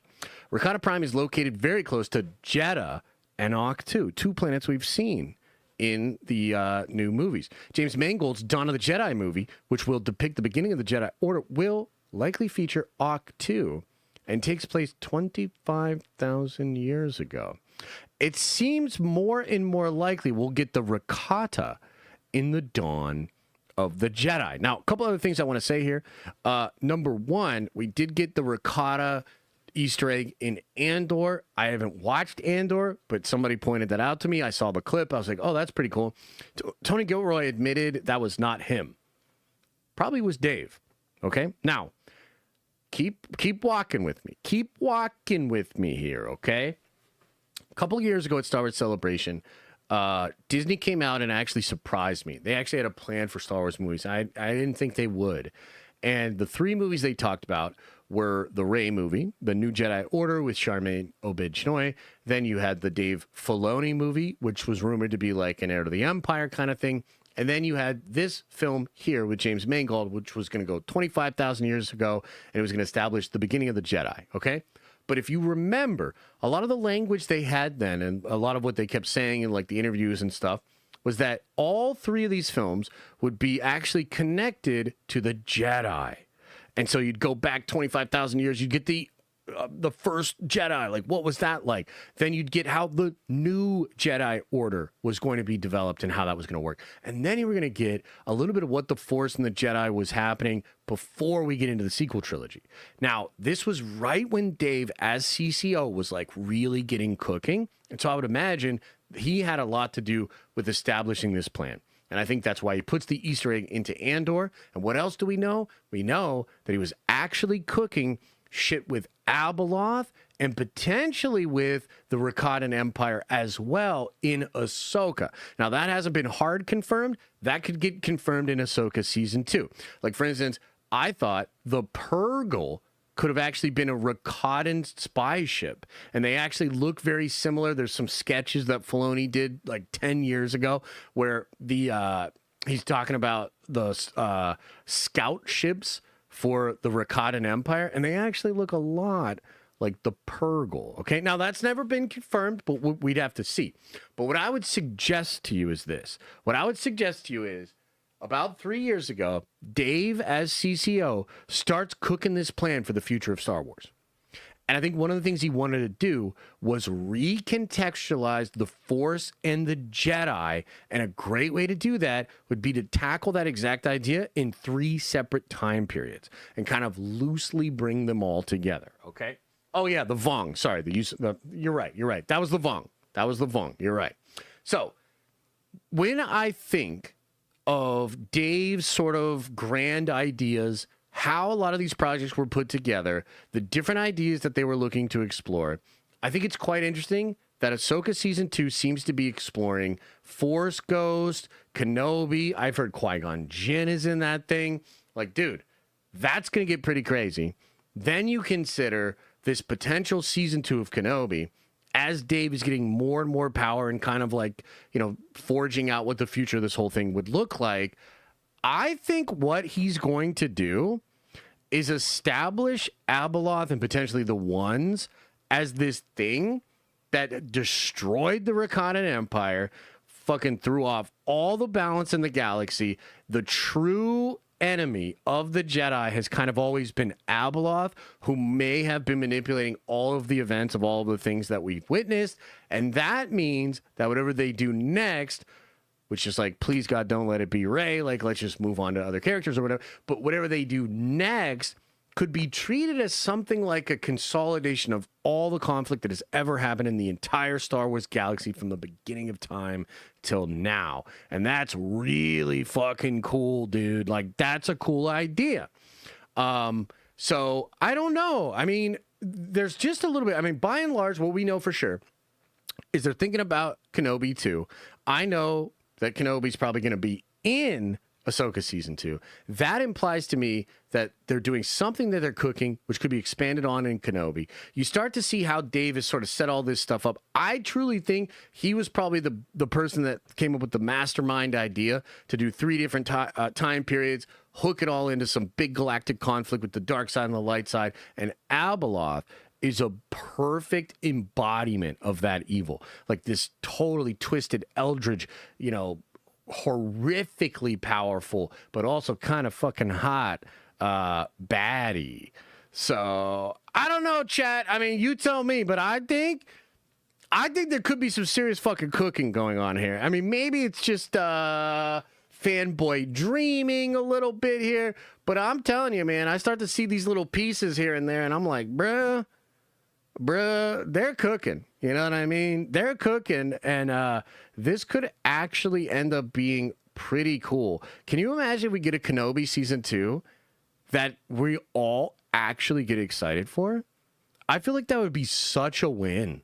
You know, and I'll try not to be such a dick about it because that first season was so fucking bad. But if Dave comes in and like puts the toys back on the shelf the way they need to be, like that's appropriate, and I would really like it. So, yeah, that's the updates and a lot of fucking speculation on my part for sure. So, what do you guys think?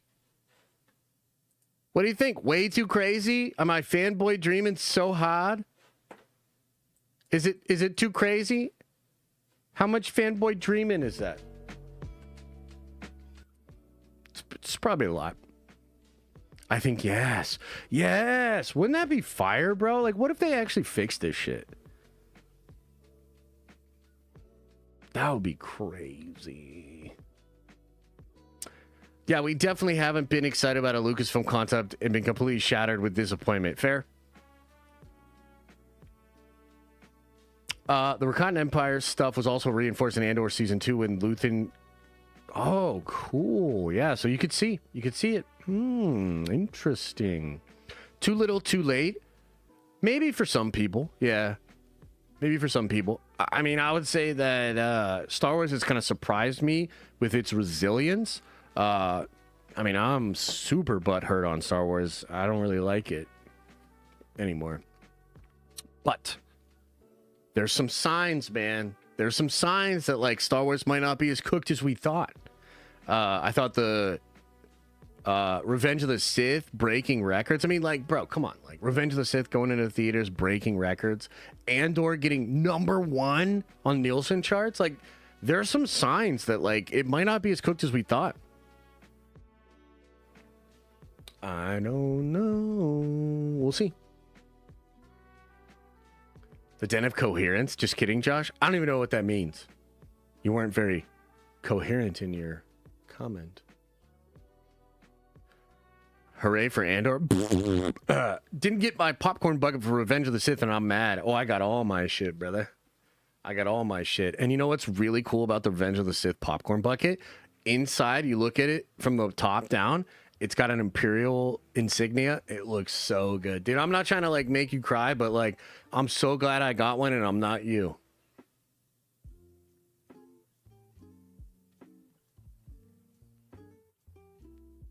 It's like really fucking cool. Should I show you?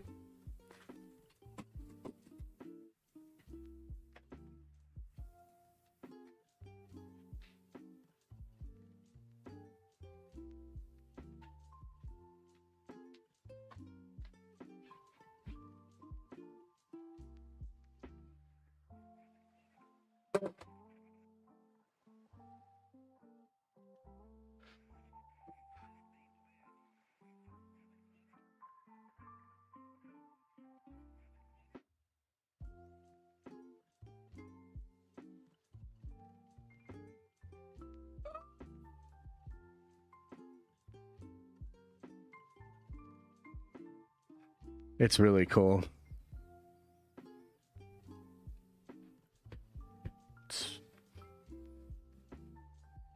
It's really nice.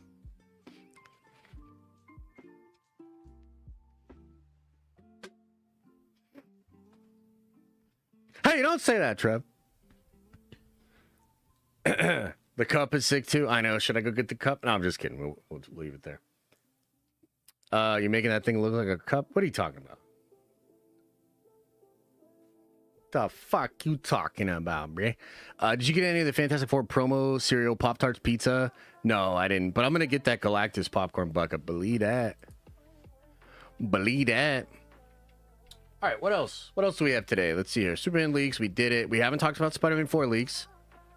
We haven't talked about Taika Waititi and Kira. We haven't talked about James Bond. Sony ends all plans. Maybe let's do that.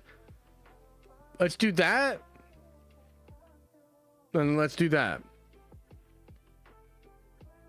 Yeah, man.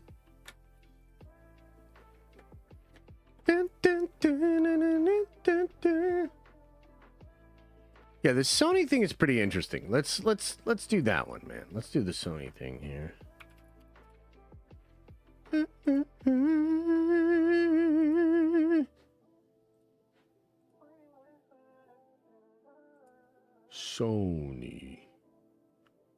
Sony Spider-Man?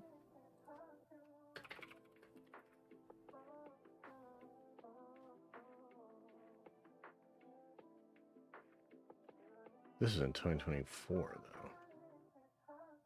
though. All right, hang on. Sorry, I gotta find it over here. Gotta find it over here.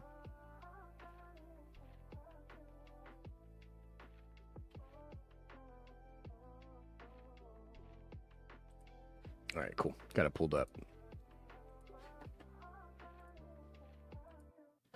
Okay. So, Sony gonna Sony. That's a thing. That's something we say over here in the parlance of our time. However, maybe Sony not gonna Sony anymore. Rumor, Sony Pictures has paused all its Spider-Man spin-offs, including one revolving around Noel. Uh-oh. Unsurprisingly, Sony Pictures' slate of Spider-Man adjacent spin-offs remain on hold, and it sounds like that's led to the studio scrapping plans for a project revolving around Noel, God of the Symbiotes. When the majority of fans rejected Sony Pictures' vision of the web slinger after The Amazing Spider-Man 2, the studio was left with no other option than to finally turn to Marvel Studios president Kevin Feige for help.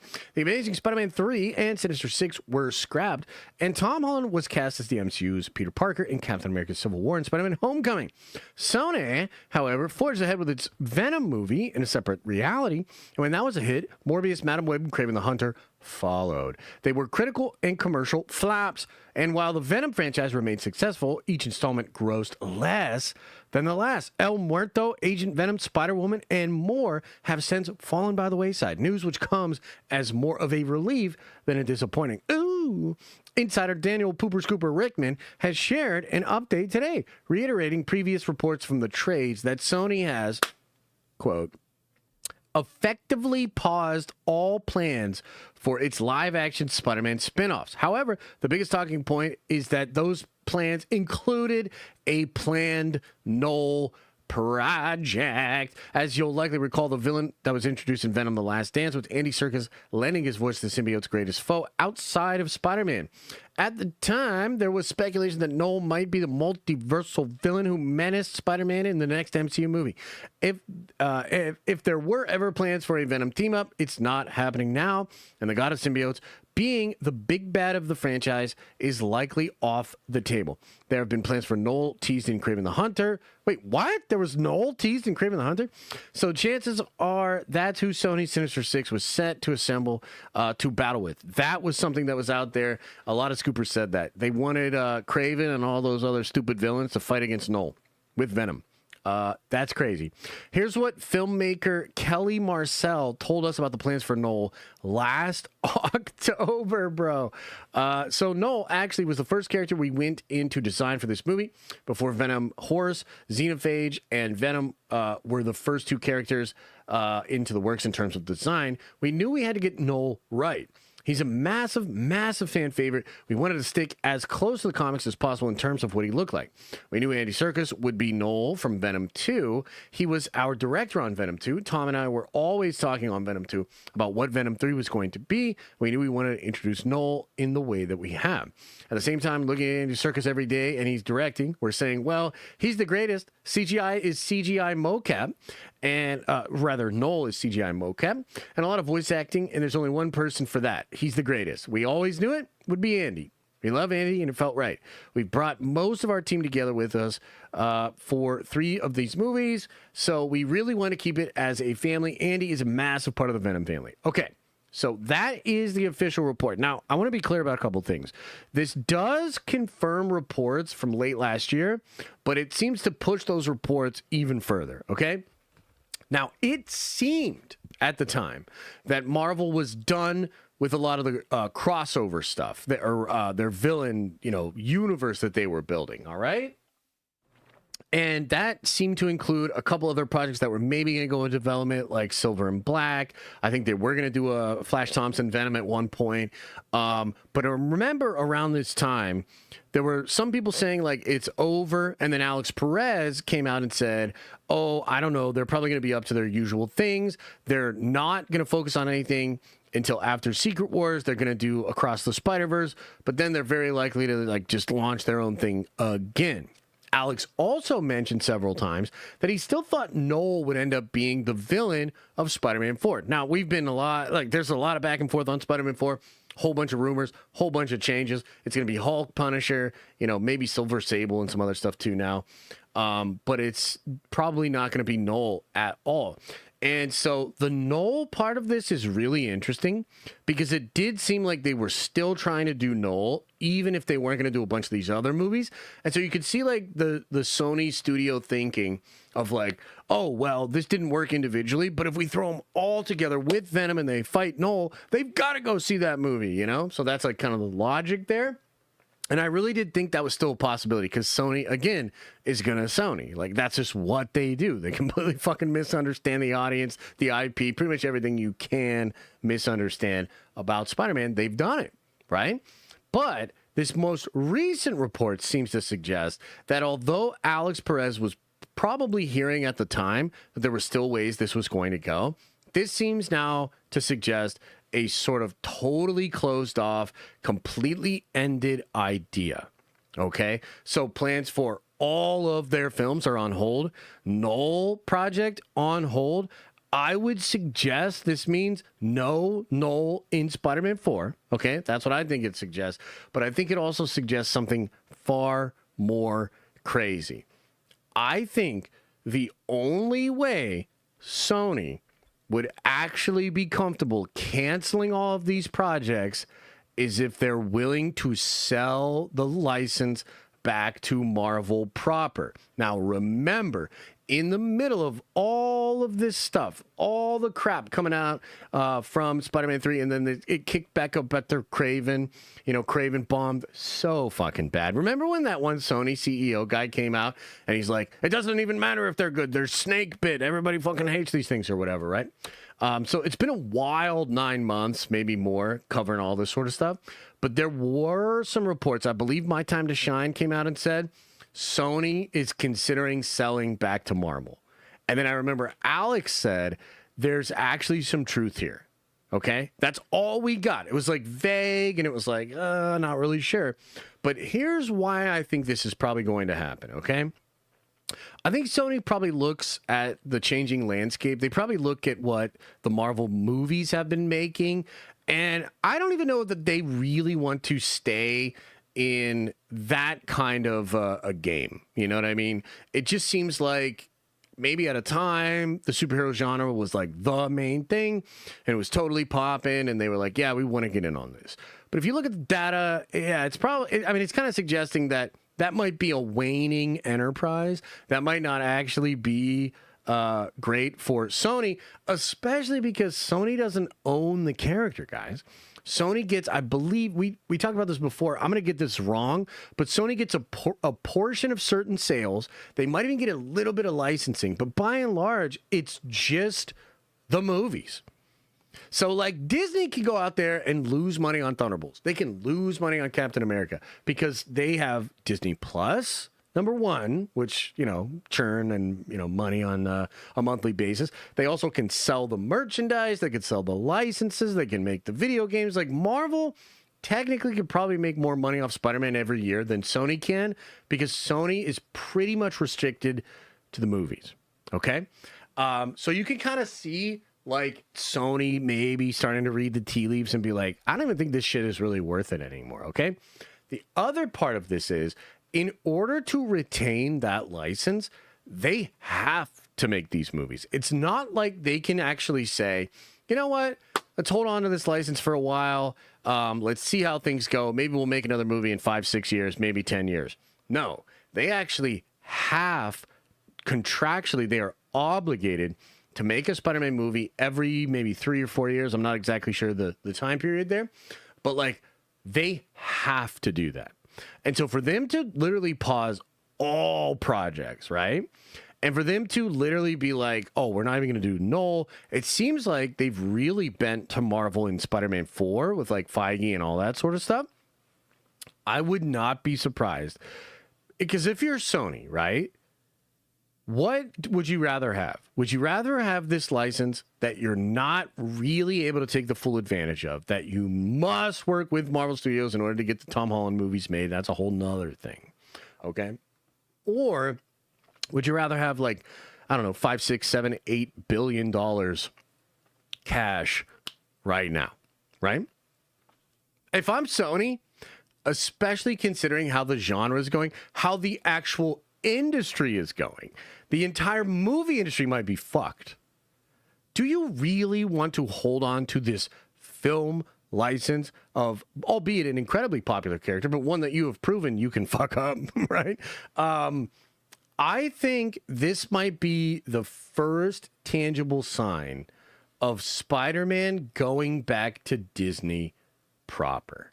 And I would imagine it's going to be at a big price tag, and all the success that the Spider-Man movies have made is going to make it this big price tag. But I think Marvel will pay the big price tag, because what Marvel wants, okay, ladies and gentlemen, we've just talked all about Sony and their perspective, but let's talk about Marvel. Let's talk about Disney. In 2019 and in 2020, Kevin Feige had designed the Marvel Cinematic Universe in phase 4, 5, and 6 to focus on 3 characters. They were going to be the new faces, the new trinity of the Marvel Cinematic Universe. It was Iron Man, Thor, and Cap. Now it was going to be Captain Marvel, Spider-Man's, and Black Panther. Obviously, Chad passes. Tragically, they decide to go in a different way. Brie Larson just wouldn't shut the fuck up on interviews. The whole fan base pretty much turned against her. Tom Holland, good soldier, totally willing to play ball. Sony fucked them. Sony pulls the rug out from under Kevin in 2019. We know for a fact that causes Kevin to not fully reveal all of phase 4, 5, and 6. It caused him to completely recalibrate and try to figure shit out. He wanted Spider-Man to be the cornerstone, keystone figure of the Marvel Cinematic Universe. I think he still does. If you think about what the Marvel Cinematic Universe soft reboot is supposed to be, the soft reboot is literally supposed to be a new version of Marvel where they have all the rights, all the characters are back together. So the X-Men are back, the Fantastic Four are back, and Spider-Man is back. Now, Spider-Man's going to be back either way because Tom's new contract has like 2-3 other movies on it or some shit like that, right? So you're going to get Spider-Man 4, you're going to get the 2 Avengers movies, then you're going to get Spider-Man 5, Spider-Man 6. Probably, okay? But Kevin probably doesn't want to fuck around like he had to in 2019 anymore. And I think as he's planning this new soft rebooted MCU, he truly wants all the characters. All of them. So as they're cooking, as they're collaborating, and as they're dealing with this, I wouldn't be surprised if this has reached a level of conversation where Sony is legitimately considering this, and they will get a big, big chunk of money for this, for sure. So this is speculative. I want to be clear. This is speculation. Nobody's out there reporting this. Although there were reports about this within the last 6 months from very reliable people. Okay. But if I'm just looking at it from the business perspective, I'm just looking at like the changing environment. I'm considering the motivations of all the entities involved. I think you're looking at a sellback. I think Sony would be very happy to receive, billions of dollars and then kind of let it go. I think Marvel would be so happy to have Spider-Man back fully because that opens him up for, more stuff in the parks, more stuff in merchandising, more video game stuff. If they want to do MCU video game stuff, like, dude, it allows them to have the control that I think they've wanted for a long time. And I think Spider-Man's an incredibly popular character. It would be great to have him popping up all over the place, which was what was supposed to happen in phases 4, 5, and 6. Okay? So that's the report. The main news, all the Sony shit is on pause. The Knoll thing is on pause. Sinister Six is on pause. Silver Sable's on pause. Agent Venom is on pause. All of this shit is on pause.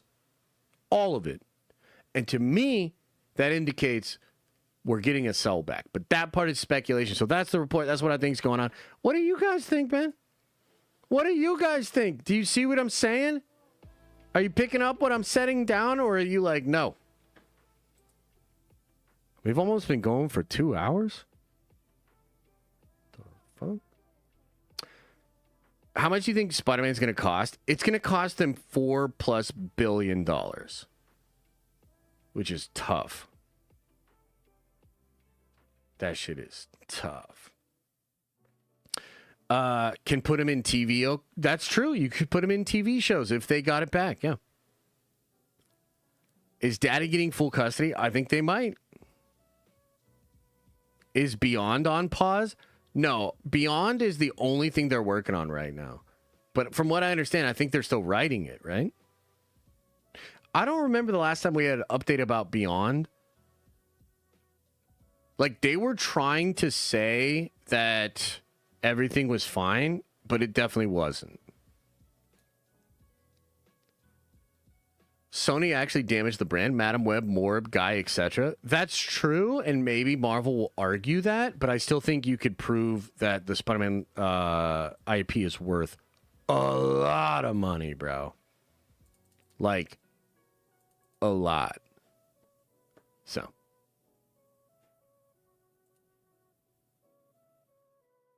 Yo. Shouldn't have gotten Beyond the Spider-Verse by now. We absolutely should have, yeah.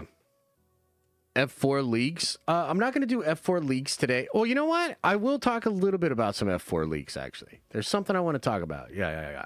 We'll get into that in just a second. Any other thoughts on the Sony shit, guys? Any other thoughts on the Sony shit? Spider-Man was polled the most recognizable character in the world, I believe. Damn, really? That's crazy. The Pinterest stuff has me excited for Spider-Man 4. Oh, shit. Should I talk about that?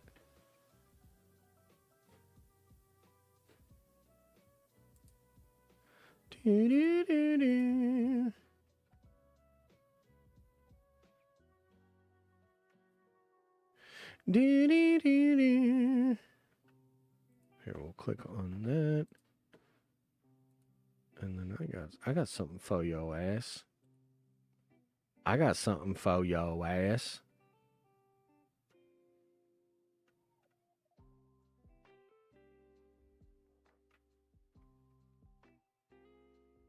Boom, boom, boom.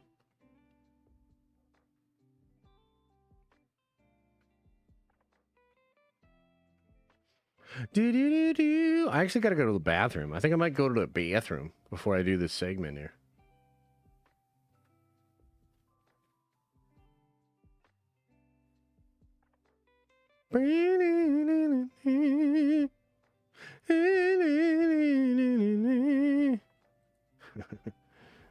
This one's funny. This one's actually kind of funny. So... Yeah. We'll talk about that. Give me 1 second. Get pee in a bottle? No, that's gross. I'll be right back. I'll be right back.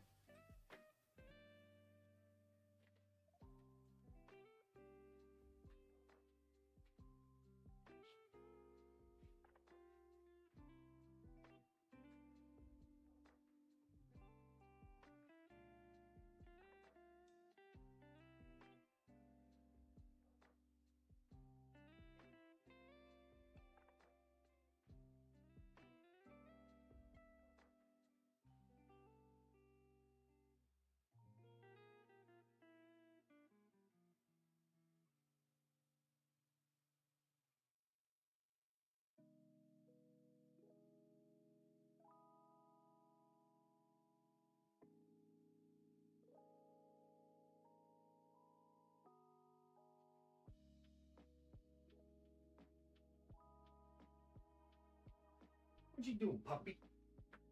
You just chilling over there? Being good?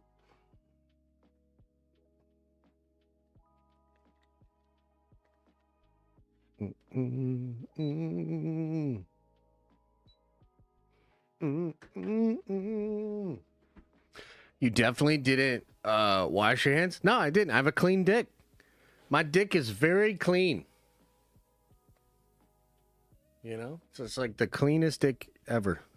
So why would I need to wash my hands? In fact, sometimes when I want my hands to be extra clean, I just touch my really clean dick. All right, anyway. Don't clip that. I said don't clip it! All right, hang on. Let me... All right, that's all from today. All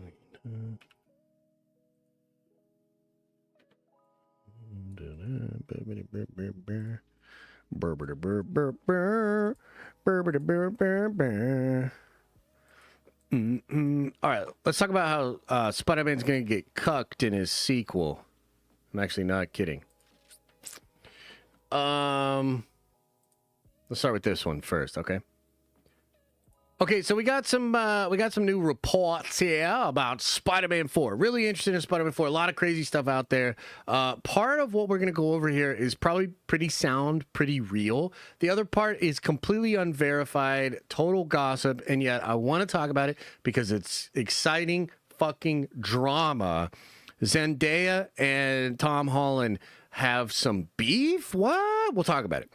Spider-Man Brand New Day cinematographer shares images of Spidey facing off against Savage Hulk. Say what? Though this doesn't necessarily confirm anything, Spider-Man Brand New Day cinematographer Brett Powlack, who has been fired now, has sent speculation into overdrive by sharing some very interesting pictures. Spider-Man Brand New Day's cinematographer Brett Powlack has shared some very interesting images to his Pinterest account, which many fans are taking as confirmation that Mark Ruffalo's Bruce Banner the Hulk will appear in the movie. Ooh.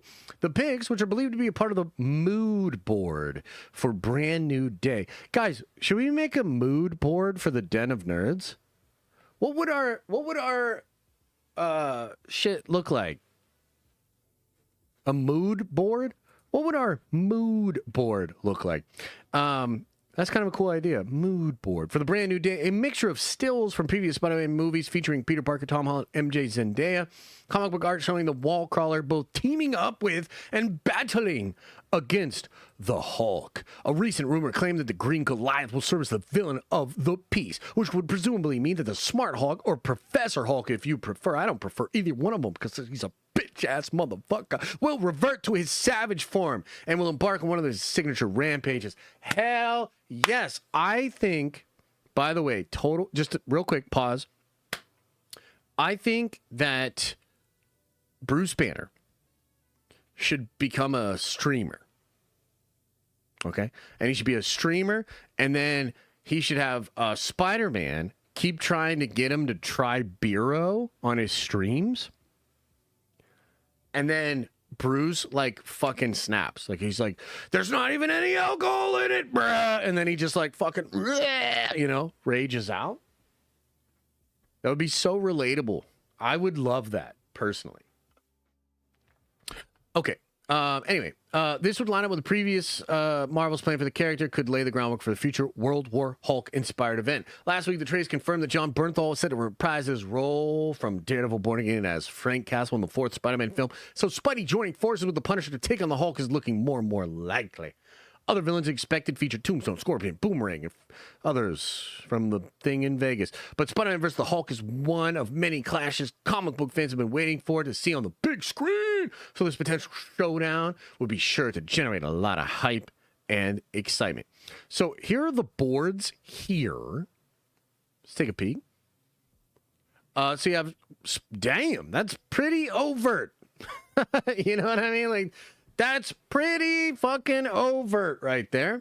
Spider-Man fighting against the Hulk. That's really cool. I like this shot here. I like this shot with him on there. You know, this is kind of interesting where he's just like with Hulk. That's kind of cool. Yeah, just some mood setting here. It seems like they're going for very stylized, grounded kind of a tone. You know, you can imagine Punisher in this as well. Like, I'm kind of liking the vibes here, man.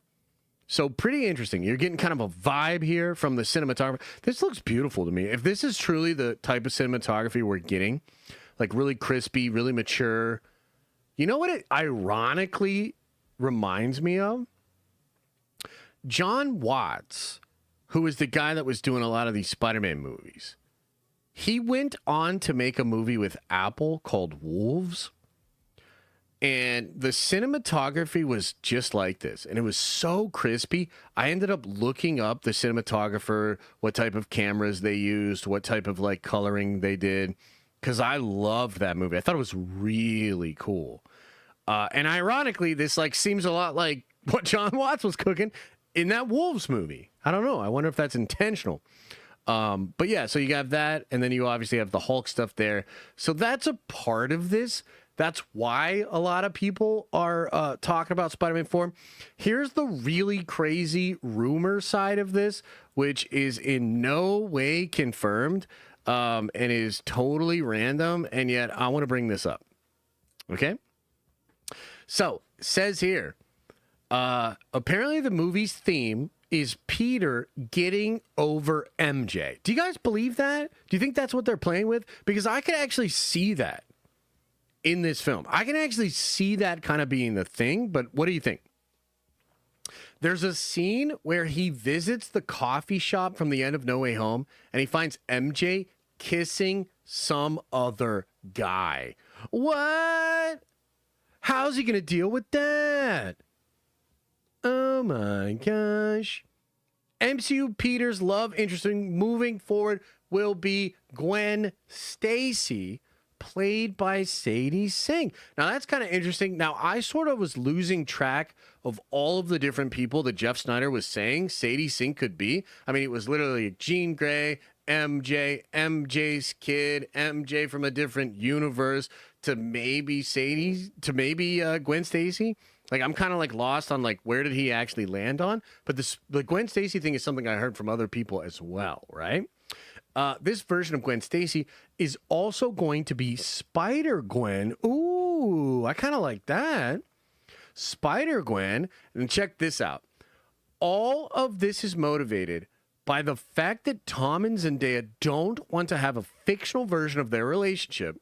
And Zendaya herself wants to move on from the MCU. Now, that's kind of interesting because I could totally believe this, okay? I could totally believe this because, sure, they met on the set of Spider-Man and they do, you know, form a relationship because of that.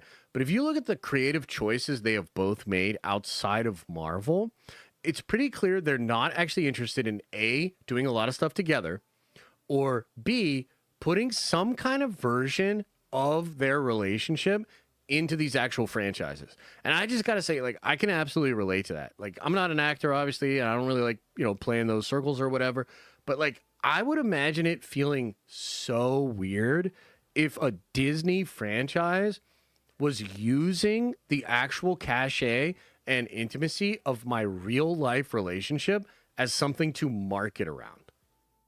Do you see what I mean?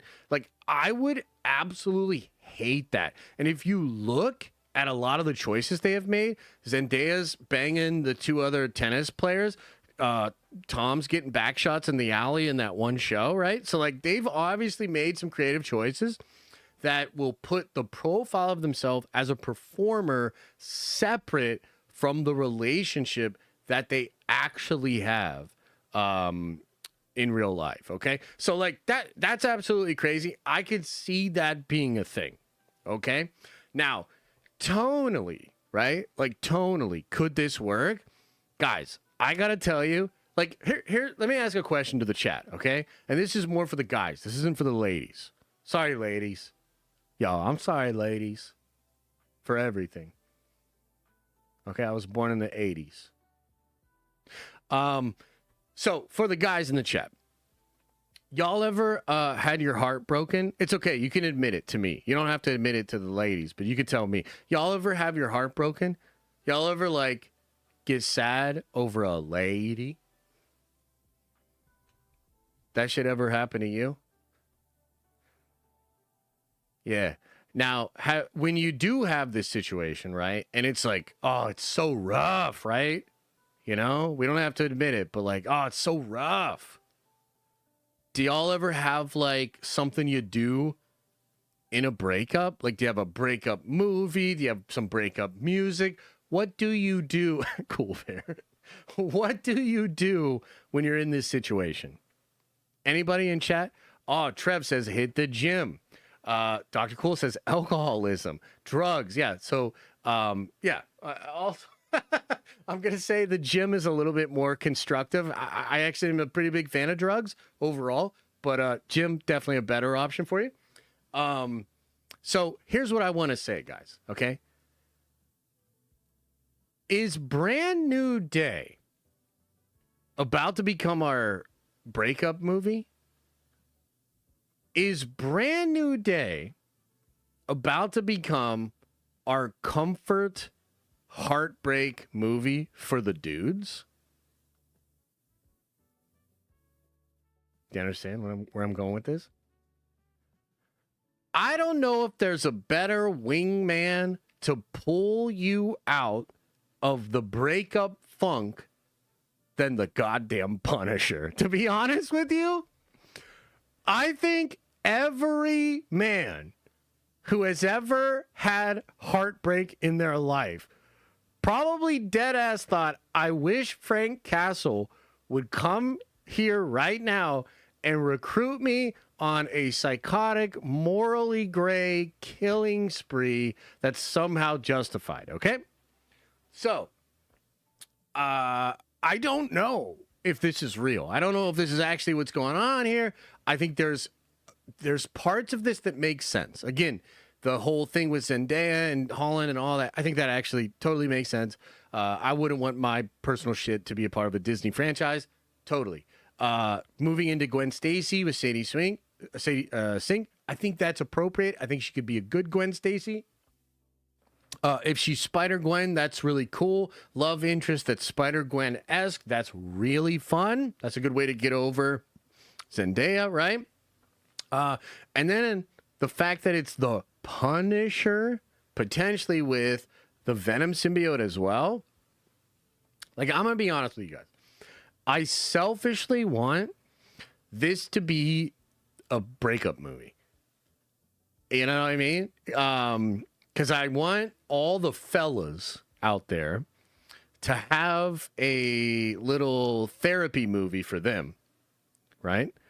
And when things go bad, and when things, get rough and you're heartbroken, why not go on a murdering killer psycho crazy spree with Frank Castle and then fight against the literal Hulk? Like that feels like a really nice comfort movie that I think could be great, for all the homies out there. So, this, we don't know for sure. Oh my God, chat, you are wild. So, we don't know for sure, but I would say the whole stuff about Hulk looking more and more true. Cinematographer got some really cool shots in there. It seems like they're going to cook, and I love the idea of Hulk being in there. And then this totally random, completely unverified leak from 4chan really has me thinking that the Punisher and Spider-Man and Hulk might make the greatest breakup movie for dudes ever. And I'd have to say, I'm about it. What do you think? What do you think, guys? No fucking way. I mean, can you imagine the breakup advice that Frank would give? like real talk, real talk. Like, can you imagine the breakup advice? Because technically, Frank had a happy marriage. Here's the thing you forget. Frank had a happy marriage. Okay? That's why he does what he does. They took that from him, you know? Yeah. I don't know. I mean, I think it's kind of fun, man. I wanted to bring it up. It's a little bit cheeky, you know, but could end up being real cool. Let me see what else do we got on here, huh? What else do we got on here? Matt Reeves versus James Gunn. I guess. Should we talk about that? We'll talk about that. We'll do the Galactus leak, and then we'll get out of here, okay? Yeah. Yeah. Okay. Okay. All right. So, late last week, it was officially revealed via Matt Reeves on social media. The script for the Batman Part 2 is in. The script for the Batman Part 2. I'll do the Warhammer article. Remind me after this, Adam. I'll do the Warhammer article. Okay. So, last week, official Batman 2 script turned in. And the thing that was kind of interesting about it, a lot of people had different thoughts. So, number one, Gunn's reaction on social media was kind of interesting. Now, remember, this was not done or revealed via the official DC Studios account. This was not on anything official Warner Brothers. This was Matt Reeves and his writing partner officially announcing that this was going down. Okay? And Gunn's reaction to it was just like the eyeballs. Okay? But beyond even that, Gunn actually recently said, I haven't read it yet. Let me see if I can get this going on. See if I can find the Gunn comments. Because I was like, damn, that's actually pretty wild. Batman 2. I might have to go to Reddit to find this, actually. Let's see here.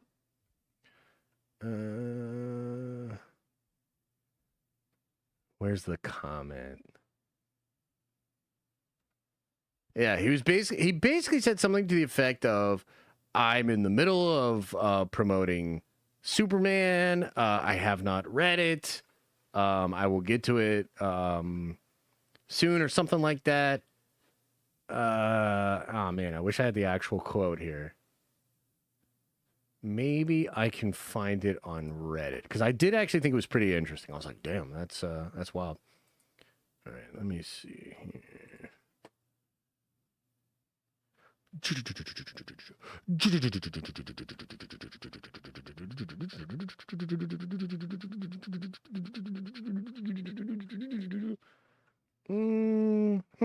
Okay, don't really have it up here. I can't find it, so I'll just talk about it. So I saw that, and I did think it was pretty interesting. You know, it wasn't like rude, but it was like that usual Gunn shit where like it feels kind of underhanded. It's hard to say. Like, I don't know if he's just like terrible at communication or if he's just like that big of an asshole. Like, a lot of his stuff feels like, I just really don't like the way he says shit. Like, even when he's defending Matt, like he came out the other day and he was like, Matt's slow. Get off his back. And it's just like, I don't really think you're doing the guy any favors by being like, he's slow, you know? But anyway, regardless of all that, the timing of all of this is interesting.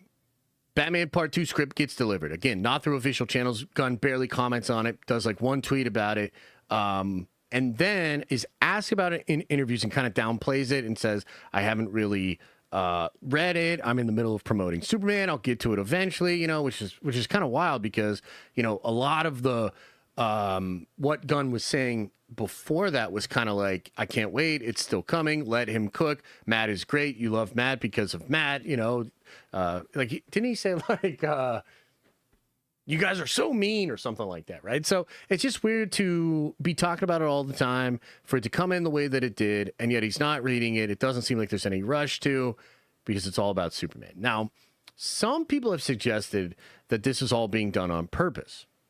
Okay? Some people are suggesting that this is being done on purpose, and there is technically something to this.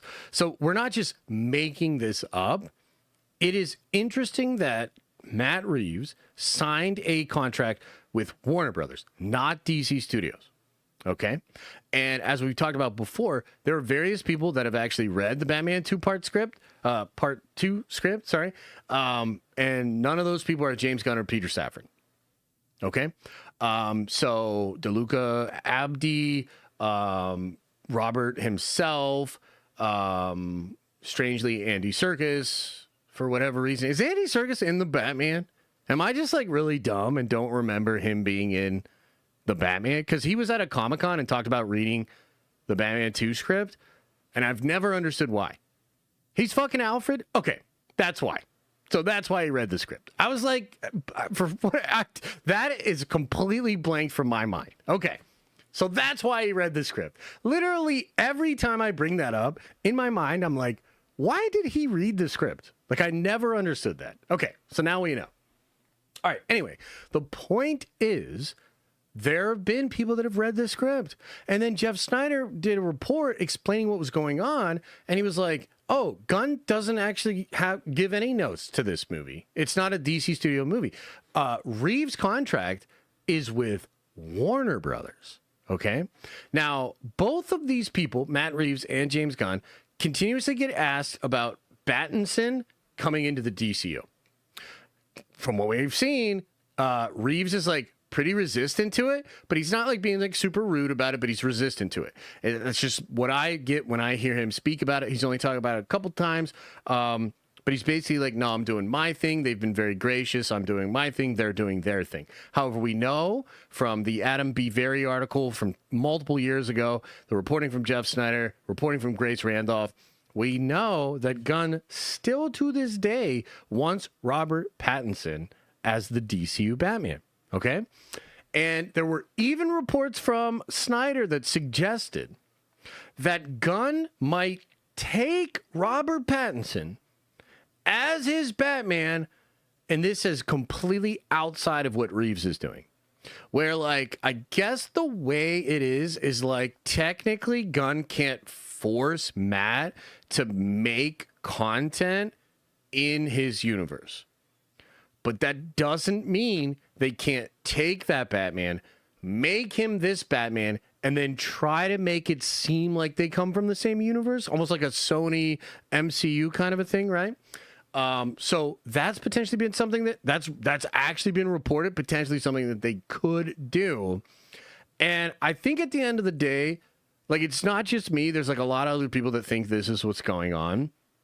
I think Matt is waiting to see how Superman does. I think Warner Brothers is waiting to see how Superman does. And I think if Superman is a big hit, I think, number one, Matt might be more likely to share and to play ball.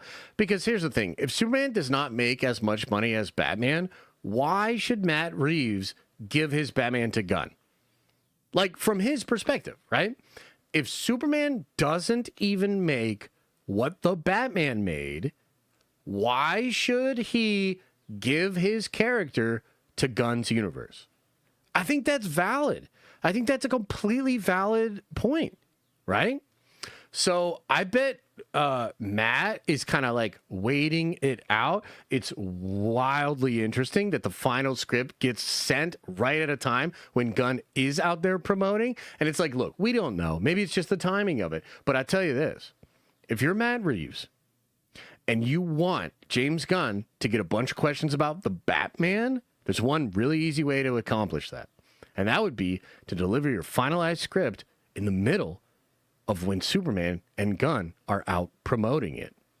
So maybe it's just coincidence. Maybe it's actually a happy accident. Maybe it's planned. Maybe they are actually working together already. Maybe they already know that it's going.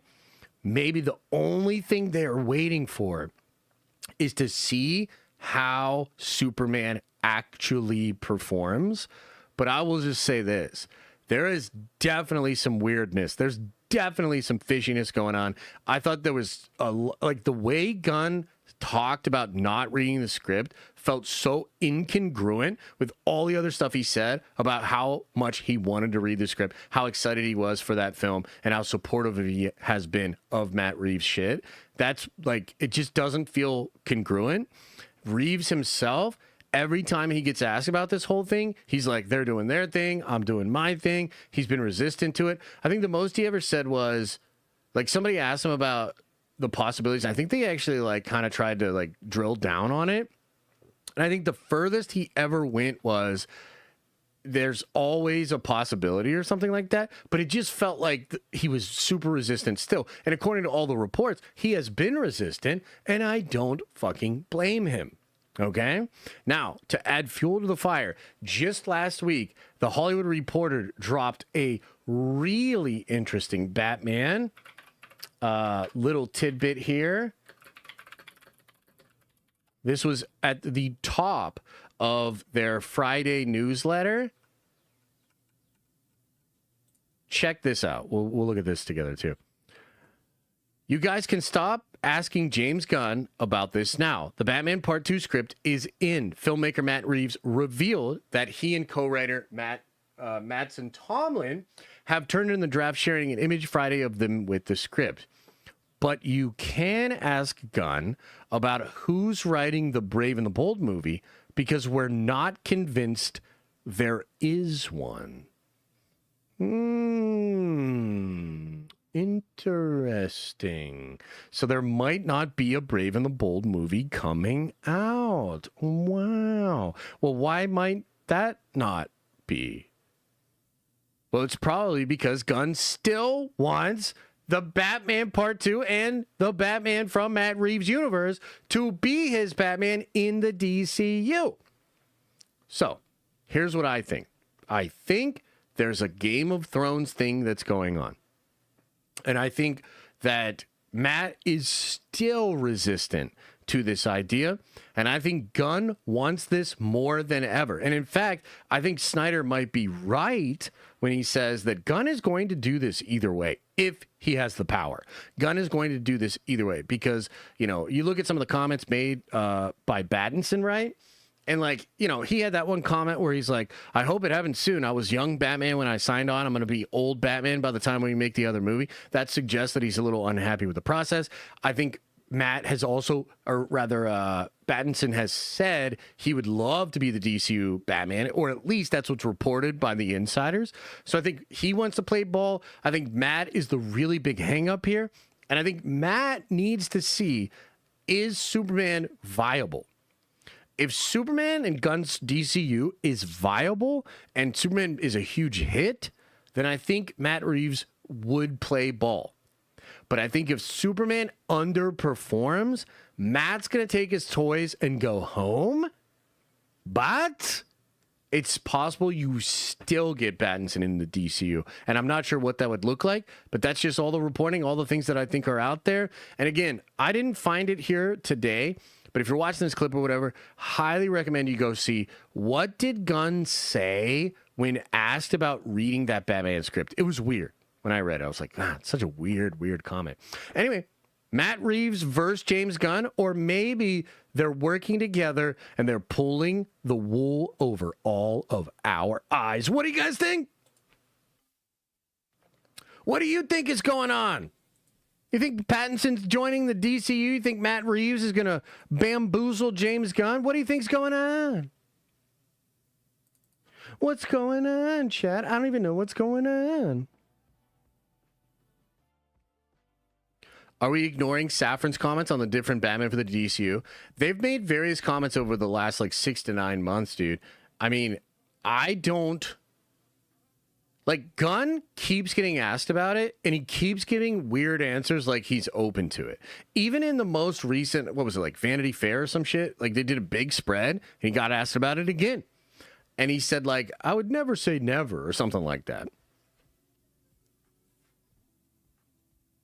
He said he may read it on the plane or fall asleep or something like that. Yeah, it was such a weird answer.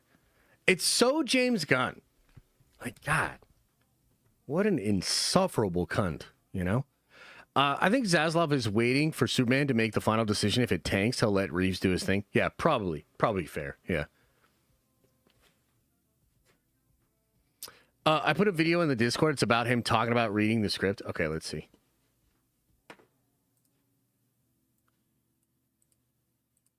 Let us see. What the hell's going on here? Why is my Discord broken?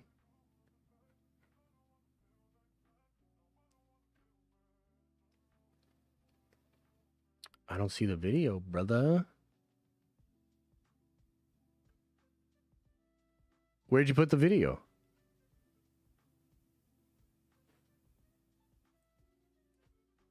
Where'd you put it at, Brent? I don't see it. General? I'm looking right now. Oh, okay. I see the link. Okay.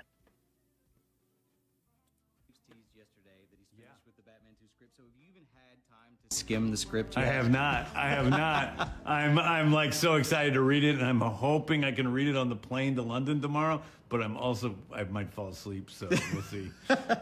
I have to ask about this. Matt Reeves teased yesterday that he's finished with the Batman 2 script. So have you even had time to skim the script yet? I have not. I have not. I'm like so excited to read it, and I'm hoping I can read it on the plane to London tomorrow. But I might fall asleep, so we'll see. I hate this fucking guy. I don't know. It's not that bad. It's not that bad. I just hate his face. Yeah, I don't know. It sounds better when he says it than it did in print. In print, when you read that shit in print, you're like, this motherfucker. It's actually not super bad. The only problem is, like, when you watch it in video, you have to see his face. You know? Other than that, better. So we'll dial that back. Yeah, it does sound a bit normal. Yeah, it sounded a bit normal. Yeah, we're probably all right. Probably all right. Okay, so that's that one. Didn't we say we were going to do one more? Oh, yeah, the Fantastic Four, John. Oh, this shit's cool, man. Wait till you see this shit. This shit's so cool. All right, so I got to find this. Okay. All right. Saffron commented they've been clear they want their own Batman with the DC Christmas variation, Rob, but not sure. When did he say that? Was that like months ago now? Was that months ago? All right, this one's really cool, dude. This all has to do with Galactus. I believe I have figured out how Galactus will actually be destroying planets in this movie. And it's mind-blowing, okay? So we'll go over this article, but then I want to give you some insight here as well. Galactus destroys a planet in explosive new look at Fantastic Four First Steps. The upcoming film, The Fantastic Four First Steps, is bringing one of Marvel's biggest cosmic threats to life with Ralph Ineson playing Galactus, the planet-devouring giant. This new movie, set to release July 2025, is a part of the MCU and marks the second reboot of the Fantastic Four series. Ralph Ineson's Galactus is no ordinary villain. The director, Matt Shackman, described him as a humongous 14 billion-year-old planet-devouring cosmic vampire. I love that. And a new look at the villain destroying a planet confirms both that and he will be accurately portrayed. Okay, so I just want to show you this. I want to kind of like just walk with me on this, okay? So we saw this pop up, okay? And, you know, you might be like, well, what are we looking at here? I also saw some people being like, it looks like Legos. Shut the fuck up. It does not look like Legos. I will slap the shit out of you. Okay, so what is this and why am I freaking out about it? Okay, couple of different things we got to say. I believe this is Galactus's ship. Now, in the third trailer, the most recent trailer, there is a sequence where you see Galactus's ship as it is flying, and you can actually see the Fantastic Four ship. The Fantastic Four is like so tiny. The ship is so small compared to this massive fucking ship that Galactus has. And it actually kind of looks like a huge bullet. It looks like in Mario, those massive big bullets that like you can ride on and like all that sort of stuff. That's what it looks like. The stuff we're seeing on the backside here, I think is all the thrusters and like the engine of it, okay? So, what do I think this is? I think the way Galactus is going to destroy planets in this film is he's going to have this big fucking bullet, massive like rock-like ship. It's just this huge like asteroid or meteoroid. Ride on? No, he's in it. He's in it, okay? So this thing, I think, is going to just slam into fucking planets, okay? But we have to talk about this shot too. Because this is, you know, from one of the very first trailers. You can see how the planet's like being imploded. Like it looks like it's like being exploded like inside the planet, okay? So if you put all of this together, if you put together that fact that that's his ship, the fact that it slams into the planet, this is what I think it's going to be. I think his massive ship slams into the planet and the planet starts like exploding and breaking apart, and then Galactus starts like absorbing it, either absorbing the celestial that's been placed inside it if they want to go that route, or just the planet's core, okay? So in that one sequence where we saw the ship coming towards the planet, I was originally told that's a vision. Maybe it is, but we also got some leaks saying that the Fantastic Four will encounter Galactus in a nearby galaxy and he will destroy a planet. So I think we're going to potentially see him destroy an actual planet on screen, okay? And I think it's going to actually be this, I'm thinking about, think about the visual palette that we have so far for the Fantastic Four.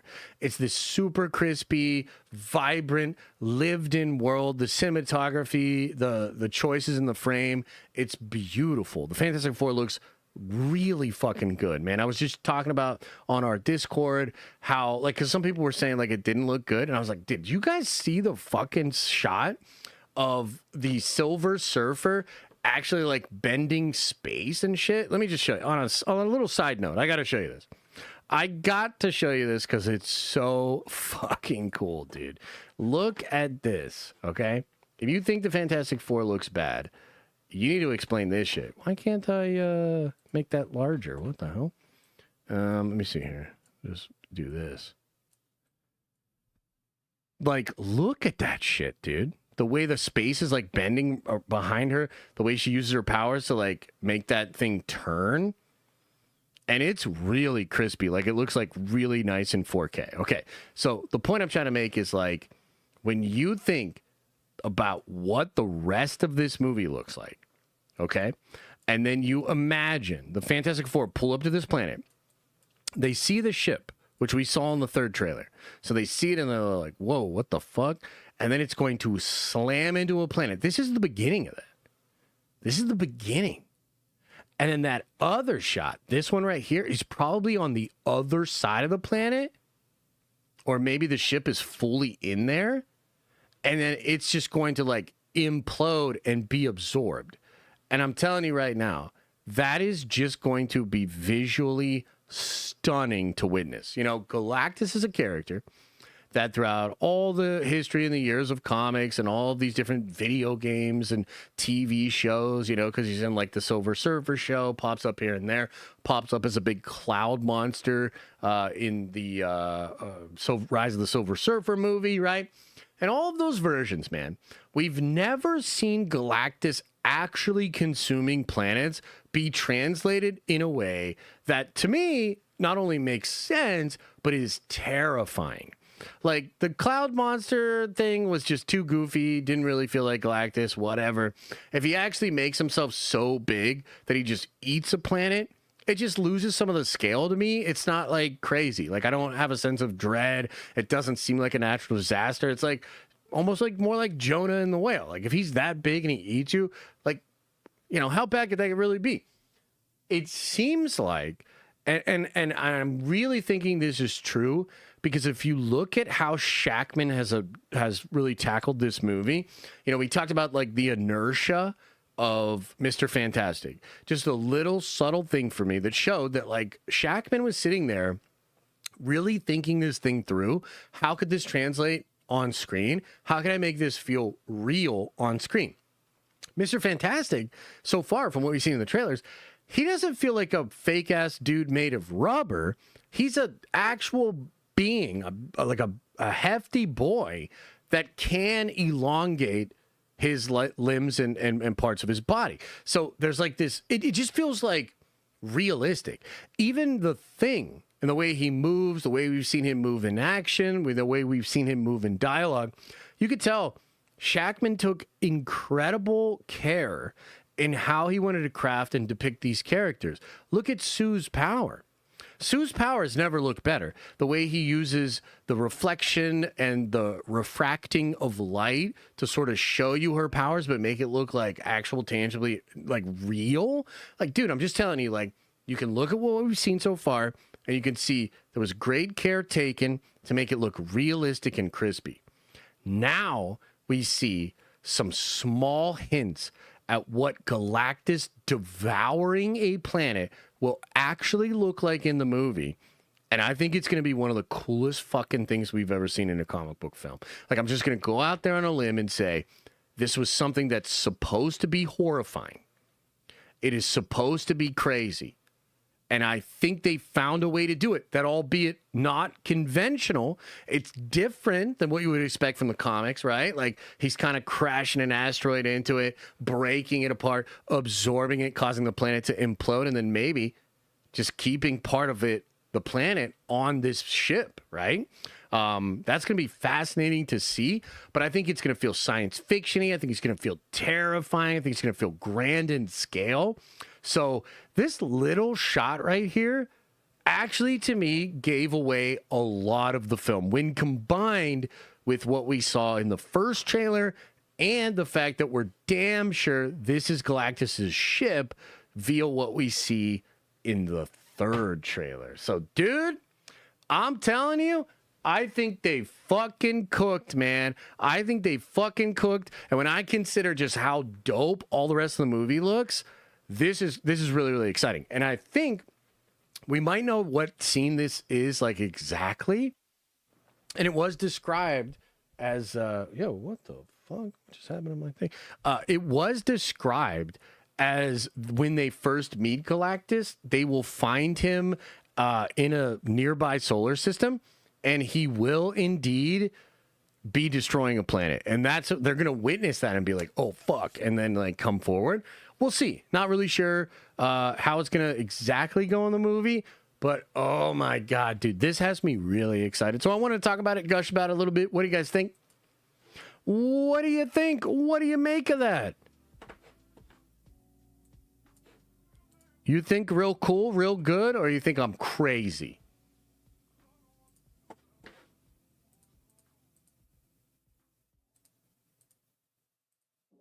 Where the hell's the chat? Where are you guys at? Did you guys leave? Leave? Oh, there you are. Hey, what's up? Pretty cool, huh? Or you think I'm crazy? We would never. My bad, thought you were talking Warhammer. How dare you? Don't miss Ilia's super chat? Now I kind of want to miss it. Now you're spot on. Ooh, Josh had the chat closed for the last 30 minutes. Yes, I did. It was very peaceful. Had a $20 super chat. Let me know when I should re-edit original fit. Now I see it right here, Aaliyah. I'll go over it in a second. Which movie do you think will make more box office money now? F4? I think F4. Yeah. I think F4. Josh spoiling Superman and F4 in the same stream? That's wild. I guess. Is it that wild? Did we already talk about Kenobi? Yeah, we did. I'm going to put it on the Clips channel probably, though, so you can check that out. Yeah. Wasn't the original script for the Kenobi movie about Luke Skywalker and changed to the princess? I'm not sure about that, actually. That might have been something that Beatty wanted to do. I'm not sure. Will F4 underperform? I don't think so. Jean Grey coming to Marvel Rivals? Oh, hell yeah, dude. Hell yeah, that seems fun. That seems real fun. Okay. Okay, let's go over Click Clack says your stream on your big Ahsoka theory was legendary. Oh, thanks, man. Yeah, I thought it was pretty good.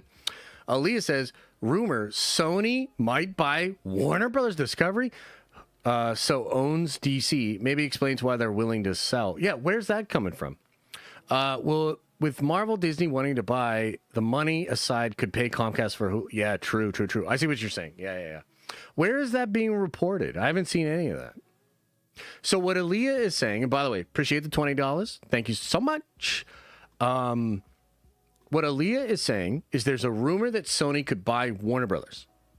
So maybe they want to sell Spider-Man, get that capital, and then turn around and use that capital so they don't have to take on a bunch of debt. Oh, so it's just kind of like a rumor. Yeah, I mean, if that came from somebody reliable, I'd be more likely to be like, oh, yeah, that's what it is. Yeah. Noah says, lots of fun F4 tidbits in Pedro's Vanity Fair interview. Ends with Galactus walking and Pedro saying, my feet, could that 50-foot Sue rumor actually be Reed? Much love, sir. Yeah, I don't think so, brother. I don't think so. But, yeah, I don't think Galactus will die. I don't think Galactus will die, if that's what you're saying. Let's see here. Kendall says, could that ship slam into planets, suck out the celestial egg on the inside when it's destroyed, so he's feeding on the unborn celestials? Don't talk about this. I really like Ironheart. Keep taking my money. Hey, it's cool if you like Ironheart, man. No worries, man. I honestly do not care. You know, like it's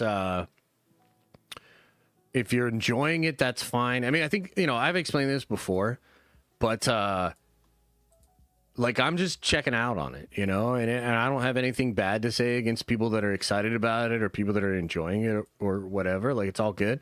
I'm just not there. You know what I mean? Like, I'm taking a little break. Not interested. And I'll come back when I am interested. You know what I mean? So all good, brother. All good on that one. And I, you know, as to the first part of your question, I think it's definitely possible. It is definitely possible that they're going to do the celestial egg thing. I think when you do Galactus, like, it would be cool. Like, it would be cool to maybe do that. So, yeah. I can't get into Ironheart. You know, give it a shot if you're not feeling it. No big deal, man. Not a big deal. I think Pedro is pulling off Reed Richards from what I've seen. I could be wrong, though. Yeah, a lot of what I've seen in more recent trailers and stuff has been a lot better, you know? And he said something in an interview recently where he said, they told me to tone down the accent because he was trying to do like a Midwestern old school accent or something. And they asked him to tone that down. And I'm like, oh, thank God. Because in the first trailer, some of the dialogue, I was like, you know. But yeah, I think they're going to pull it off, man. I think they're going to pull it off. Watch party tomorrow night with Justin. Dude, hell yeah. Have fun, man. I feel like F4 makes $1 billion. The marketing has been awesome. I don't know if it'll make $1 billion. It's hard to say. I mean, I feel like the space is kind of diminished. I think it has the potential to, but you know, people would have to be like pretty excited about it. There'd have to be like a hype level, of course. But yeah. In the comics, Reed can stretch to as big or bigger than Galactus. Oh, damn. Is Galactus a Celestial? No. He is not a Celestial, no. F4 will make 700 to 800. That sounds about right. Yeah, that sounds about right. It would be great if both Superman and F4 crack 1 billion. Oh, that would be incredible. Warhammer article. Yeah, let's go. Let's go. Let's go. Okay, so the educated among us know that Warhammer is the future and that Henry Cavill's Warhammer live-action cinematic universe is going to replace and dwarf Star Wars, Marvel, and DC. And I said the intelligent among us know this. Some of you haven't figured it out yet. But here we go. We have a really interesting article here about Henry Cavill's Warhammer 40K series and a maybe controversial opinion on who he should play. Henry Cavill's Warhammer 40K series should ditch Space Marines for one of the series' most important characters. And I know exactly how it would work. This is by Sam Smith, probably not the one that does all the demon songs. But here you go. Opinion: Henry Cavill should play this Warhammer character who's far more important than any Space Marine. When you purchase... Oh, okay, anyway. When most people think of Warhammer 40K, they think of hulking Space Marines, particularly the bright blue Ultramarines. Boring! This is understandable, as they're often front and center of Games Workshop's marketing, and stellar series extensions like 2024's Space Marine 2 game have only deepened this association. So, yeah, they're the poster boys.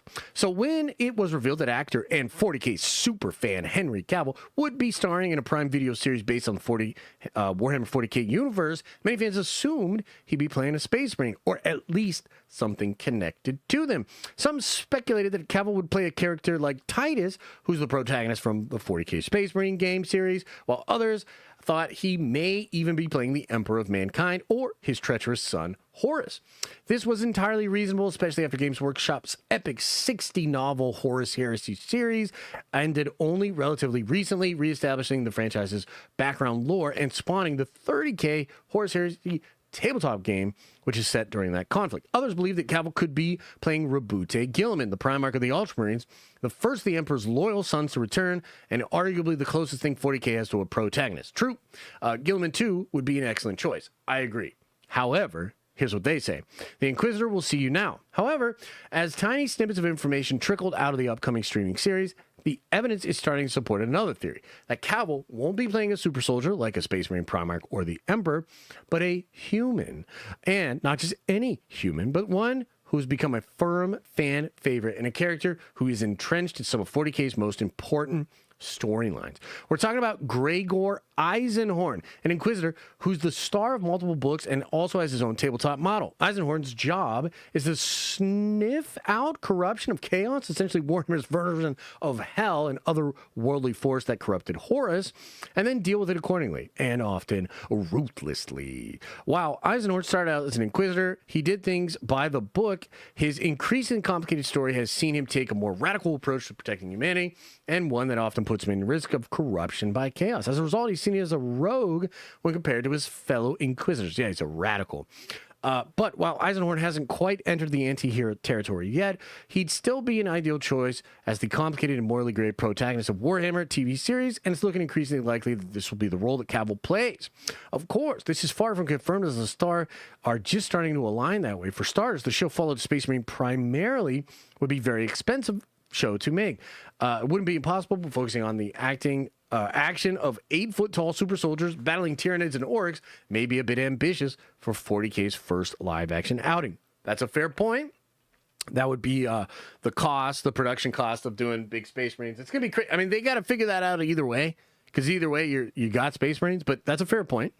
However, a more human story focused on intrigue and subtle but insidious nature of chaos would be incredibly compelling, and Eisenhorn is the most obvious candidate for such a story. It would also show the audience that there is so much more to 40K than Space Marines. As epic as they are, they exist to protect humanity, so let's see some actual humanity once in a while. Fuck humanity. More evidence for the casting comes from the Eisenhorn creator, the author Dan Abnett. Now, here's something that's interesting. Have I not spoken about this exact thing with you guys, the Dan Abnett thing, the delay of the book? You know I'm, like, really on top of this shit, right? Anyway, more evidence of casting comes from the Eisenhorn creator, the author Dan Abnett, when asked about Pandemonium, the next novel in his Bequin series, which is a spin-off from the Eisenhorns. Abnett revealed he is under a non-disclosure agreement with Games Workshop and cannot talk about it. The delay of the Pandemonium book has baffled many Warhammer fans, but if elements of the story are being adapted for the TV, then this could explain why. It also leads more credibility to the theory that Eisenhower will be involved in the series, most likely played by Henry Cavill. This brings us to the final piece of the puzzle. The adventures of Beckwin and the Eisenhorn have seen both characters on the trail of the mysterious King in Yellow, whose identity was revealed in the last book of the series. This character was once known as Constantine Valdor, who was the Emperor's bodyguard during the Horus Heresy, much like a brother to his actual sons, the Primarchs. For reasons unknown, the now 10,000-year-old Valdor, he's 13,000 years old, fucking normies. Valdor is searching for the means to take control of the Emperor and therefore humanity. With Eisenhorn and his allies racing to stop him, Valdor's intentions and what could happen if he succeeds could have galaxy-shattering implications, and Eisenhorn might be the only person who can prevent this from coming to pass. This essentially makes Eisenhorn one of the most important players in all of Warhammer, and if Cavill has indeed been cast in the role, it means both fans and newcomers are in for one heck of a ride, and one without a Space Marine in sight. Okay, that's pretty interesting. So let me kind of talk about this. So Eisenhorn as a character, this is something that everybody says, and by the way, before this Games Workshop Henry Cavill deal, there was a different development deal going on where they were going to make a show. That show was going to be Eisenhorn. It's funny they don't bring that up in this article, but there was legitimately an Eisenhorn show in development. Might not have even been for Amazon, but it was Warhammer. They were working with Hollywood for the first time. That thing fell apart, okay? But it was a clear indication that Games Workshop, the company that owns Warhammer, saw the benefit of adapting Eisenhorn, okay? Now, I got to tell you, if you would have asked me last year, I would have been like, nah, I don't get it at all. There's no way they should do this. I don't care how cool Eisenhorn is. Fuck that. However, I read the first 3 books of the Eisenhorn series, and I totally get it now, okay? I think one of the great benefits of a character like Eisenhorn is that he's superhuman, meaning he has flaws, he gets corrupted, he falls in love, he feels like being evil sometimes, he feels like being treacherous, like he's truly human in his considerations, his emotionality, the way he interacts with other characters. He's fascinating. He's also like a regular dude. So you would have him in scenes with like other Inquisitors or other people. He will often disguise himself and do shit like that. So you could have him in more normal settings. He's still really powerful and adept. Like he uses a power sword, bolt or pistol. He's got like armor and whatnot. Eventually, he gets to the point where he has this demon book, and he can literally like release demons and then put them into other people's bodies and shit. It's really crazy. So very powerful person, really interesting character. I understand why some people think that Eisenhorn would be the character for Cavill. Okay. And by the way, he kind of looks like Cavill. Okay. Like that's the other part of this that's like, yo, what the fuck? Like he even looks like Henry. And it's like, oh shit. Like that's crazy. So that's probably why a lot of people think this is going down. However, I do not think this is who Cavill is going to be. And part of the reason is like there have been interviews where he's directly asked this question, and he says like his answer was really interesting. He said, well, I can only be one character. And so if I commit to Eisenhorn, that cuts off the Primarchs and the Captain General. And then he said something like, it would be difficult to be a mere Inquisitor when the Primarchs and the Captain General are right there. Now, what that implies to me is that the fan within Cavill does not want to be Gregor Eisenhorn. And again, Gregor Eisenhorn is awesome. I have nothing against Gregor Eisenhorn. He is so dope. He is so cool. But he's not a Primarch.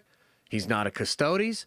He's not one of these mega powerful, super, like, just insane in their scale kind of a figure.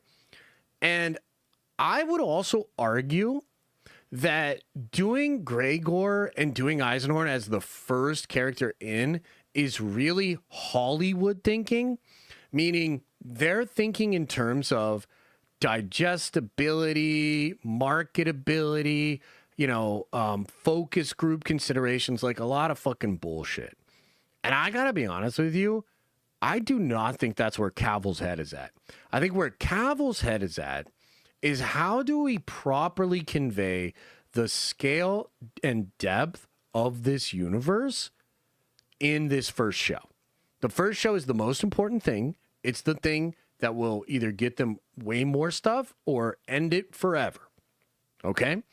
And I just cannot see Cavill taking the first opportunity and not going for it in a way that is just shocking. And if you listen to some of his most recent comments, like he had that one comment just a couple of weeks ago where he said they're having trouble cracking it. The scripts are difficult, and to actually adapt this world is a challenge. But it's a challenge that he loves, right? So he literally said that. Okay? So in no way, shape, or form do I think Cavill's mindset is what's the most commercially viable, like, oh, if we get this one right, we can get that one. Like, dude, I'm telling you right now, I think Cavill wants fucking scale. Like, I think he wants you to see 30K. I think he wants you to see 40K. I think he wants you to see the Primarchs in their prime. I think he wants you to see the Emperor on the Golden Throne. I think he wants to fucking show everything, which is maybe a little counterintuitive to what you might expect. As in, like, yeah, the Gregor thing, like, makes sense from, like, a focus group perspective, and you're like, oh, yeah, that'd be the right way to do it. I don't think that's what Cavill wants to do at all. I think Cavill wants to do something that, number one, the hardcore fans fucking love, dude. I think he wants to blow us away. And then I think, like, because here's the thing. Warhammer is becoming more popular than ever. Okay? It is literally more popular than ever. My Warhammer Explained video just hit 1 million fucking views. Okay? This thing, it is more popular than ever. The company's valuation is over $5 billion. Their stock has gone nothing but up over the past 5 years. They are fucking killing it, dude. Just killing it. IGN doing big things with Warhammer lore YouTubers. Actual athletes talking about Warhammer and 40K. Like, dude, it's crazy. Like, it's actually happening. And I would argue it's not happening because Warhammer is becoming more commercially viable. It's actually happening because the audience is changing in a way that Warhammer, in its authentic depth, is more attractive. Like, we live in a world where everything gets watered down and commercialized. And Disney, and definitely the Marvel Cinematic Universe, became over fucking commercialized. Like, it was all cut up into nice little digestible bits and given to you throughout a certain period of time every single year. And I think there's actually a rejection of that. I think that over commercialized process, the corporate consideration, how everything gets sanitized and made so that it is available to the widest group of people ever. I think, ironically, Warhammer can get to a place that Game of Thrones, Star Wars, and Marvel have been to before, and it can get there not by trying to become a commercially viable version of what it is, but instead embracing the over-the-top, absolutely fucking insane level of detail and just totally, like, unrecognizable scope of what it is.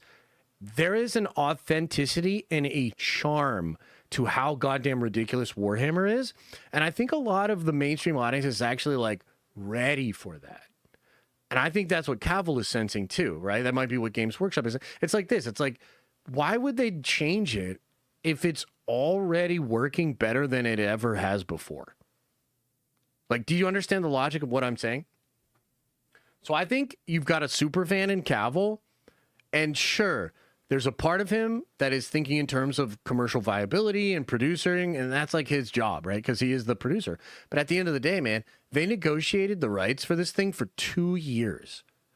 And until they knew what was the way they were going to do it and what was the character Cavill was going to play, it took 2 years. 2 years of negotiation. So I just do not think you're getting Eisenhorn. I think you're getting a Primarch or Valdor or the Emperor himself. I think this thing is going to be way bigger and more ambitious than people think. Like crazy big. Because that's what I think Warhammer is. That's what I think you should do. So anyway, another article out about the Warhammer Cinematic Universe. It's just so cool to watch a lot of these articles pop up. I thought it was so cool that IGN brought that one YouTuber on there. I love that guy's YouTube videos. And for him to be brought on to IGN and ask all the... Like, it's just, you can see it happening. Like, you can kind of see it, popularity rising and stuff like that. So I'm totally down. And I will take any excuse I can to talk about Warhammer and the Cinematic Universe a little bit more. So there you have it. Any questions? Any questions? Any comments? Any concerns? The hell? Oh, you're in New York, driving in PA? Nice, man. I was like, damn, this is a long stream, but it's because he's talking about Warhammer. I mean, I just started talking about Warhammer, but yeah. Yeah. All right, so let me think about this. We talked about this. We talked about this. We talked about that. We talked about this. We talked about that. We talked about this. Dude, we just fucking... Hey, ladies and gentlemen. Ladies and gentlemen. That's a good stream. That's a good stream. That's a nice, girthy, lengthy stream. Can I break down Constantine Valdor a little bit? How much time do you have?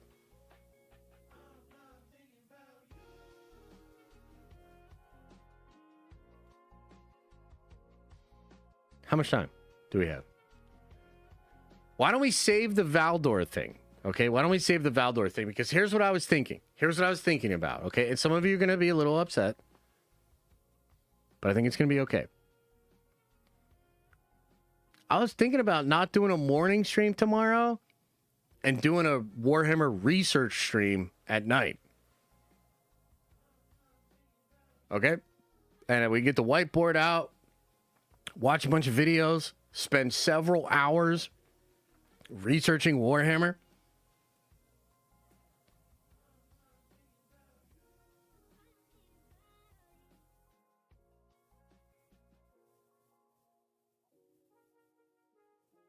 It seems like everybody's really upset. Okay, well, look, I'll think about it. I don't know. Okay, you know, we got a 3+ hour stream today. So many different topics. Like, come on, man. I feel like this is enough where we could, you know, we could take a little break, work on some other stuff. You know what I mean? We'll see. Maybe we'll do both. What about both? What if we do an 11 a.m. stream? Maybe not as long as this one. Okay, we do an 11 a.m. stream, and then we stream at like 7 or 8 at night, and we dig into some research. What about that?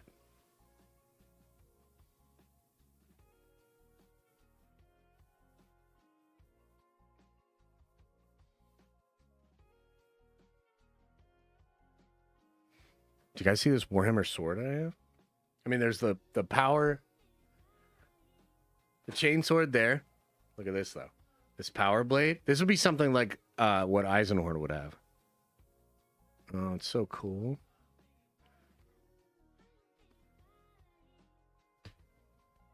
There's my victim. So peaceful. Until... Nah, we'll let him sleep. All right, guys. That's going to do it for the stream. I'll hang out, though. 5-10 minutes. What's going on? I got to eat, and then I got a bunch of editing and a bunch of stuff to do today. But yeah, appreciate you guys. We got into a lot today. You know what I mean? We got into a lot. There'll still be some stuff to go over tomorrow. Like some of the stuff, we didn't even get into all the stuff on my notes. So maybe we'll talk more about like Akira and James Bond tomorrow. Yeah, we'll see. Superman shirt and a Warhammer sword, Cavill. Well, you know, when Henry made that video, when he said he was back as Superman, he was wearing an Adeptus Custodi shirt. You know what I mean? Get the Lich King sword. Not a super big Warhammer guy. Or, Warhammer I am. Not a super big Warcraft guy, man. You know?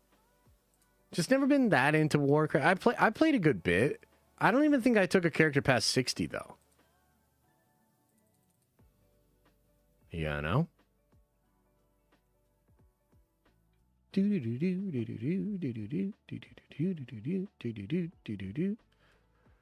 I think there's I think we'll get into some stuff tomorrow morning. There's some stuff to get into tomorrow morning. It just might not be a super girthy stream. We'll see. When exactly will you start posting on Warhammer Explained again? Probably in the next few weeks. I've got one big video with one editor. I'm actually trying out another editor. I would like to have 2 editors on that channel just so we can get a little more frequent videos out. I got a bunch of editors I'm working with today just because I just want to spread the workload a little bit out just so we can kind of just have more content out there. Yeah, I'd say probably in the next couple of weeks. Yeah. 60 is Endgame and Classic. Yeah. But I didn't really take it past that, you know. I think maybe I might have taken like one of those Knights with the Lich King. I might have taken one of those to 65 because I think they like take it up to 65 at first. Do you think Warhammer could end up like the Dungeons and Dragons movie or different? I think it's possible. I would argue though, like D&D, I don't know that there was a lot of evidence that Dungeons and Dragons was like on a big uptick when that movie came out. I was just of the mindset that like D&D is just really popular and it's been really popular and shit, right? But for whatever reason, that movie just never caught on. I love that movie. Just watched it again recently. I love that movie. I think the difference with Warhammer is like between Space Marine, between Secret Level, and just in general, like the game has, I know you guys aren't like in it, maybe some of you are, but Warhammer has seriously been on a crazy uptick. So like, for instance, that company that makes Warhammer today is worth more than Marvel and Star Wars were worth when Disney bought them. So Disney bought Lucasfilm and Star Wars for like $4 billion. They bought Marvel for $4 billion. Right now, the market cap of Games Workshop is over $5 billion. So it's literally worth more than Marvel and Star Wars were when they were purchased. So I just think there's evidence to suggest that Warhammer is doing much better than D&D was. I got on Space Marine 2 over the weekend, actually. I actually did not love the Horde mode. I was like, this is a little weak, unfortunately. I think the next Space Marine game is going to be like fucking legit. But Space Marine 2 is just, it's too, yeah, it just doesn't have enough. It doesn't have enough, you know? If Space Marine 2 had like the sandbox of like Halo 2 or Halo 3 with like a forge, weapon kits, custom modes and shit, oh my God, I feel like that game would be crushing. But, yeah, it sold like 7 million copies, so it crushed. It did great, but yeah, its player count is like so low these days, you know? Does Elisa enjoy Warhammer? Is she into it? She really enjoys the lore, so I'll like talk to her about the lore because she's a writer and she's working on like her own books and stuff, and she'll bring some stuff up and then I'll be like, that's kind of like the Necrons, or like, that's kind of like the Blood Angels. She said she would start painting and playing if Sanguinius comes back. So that would be cool. That would be cool. Who do you think will be the Spider-Man Brand New Day villain? I think the real main villain is the Hulk, but maybe it's Mr. Negative. Maybe it's Silver Sable or something. Maybe somebody like messes with the Hulk. I'm not sure.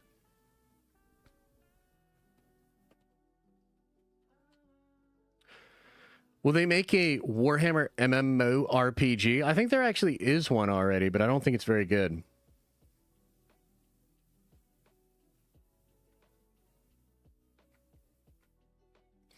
Warhammer has actually had a lot of successful video games. That's one of the reasons they've actually grown a lot, I think. Because a video game is pretty accessible. At as compared to the tabletop game, like, dude, the tabletop game is crazy. That's crazy. Yeah. I left and you're still here? What the fuck? I know. I'm actually like starving, so I'm going to get out of here because I got to eat. Really appreciate you guys. Thanks for being here. Big old stream, huh? Big old stream today. We'll be back at it tomorrow, I guess. Appreciate you guys. Thanks so much. Let's see here. I'm having Star Wars news withdrawals. What you got? I mean, other than what we just talked about today, not too much, brother. Not too much. All right, everybody. Much love, man. I'll see y'all tomorrow. As I always say, I hope you are having an awesome and a nerdy day. And I'll see you in the next video.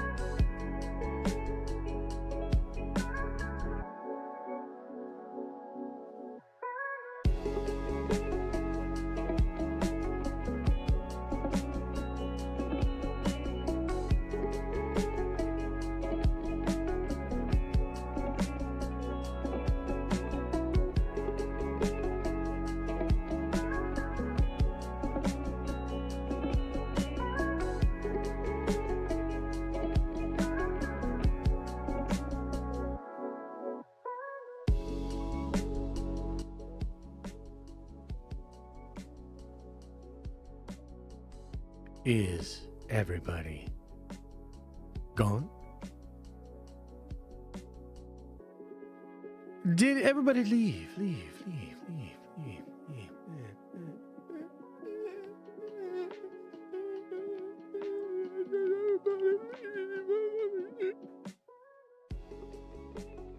Okay, you left. Cool. Good. Cool. Oh man, another happy lady. I knew it was gonna be a long one, man. But goddamn. Appreciate you though. Make sure you check out the clips. Make sure you come on by tomorrow for our Warhammer stream. It's gonna be great. It's gonna be awesome. And just do me one favor on your way out. Just do me one favor. Actually, two. Open up your third eye. And then wash out your stinky butt.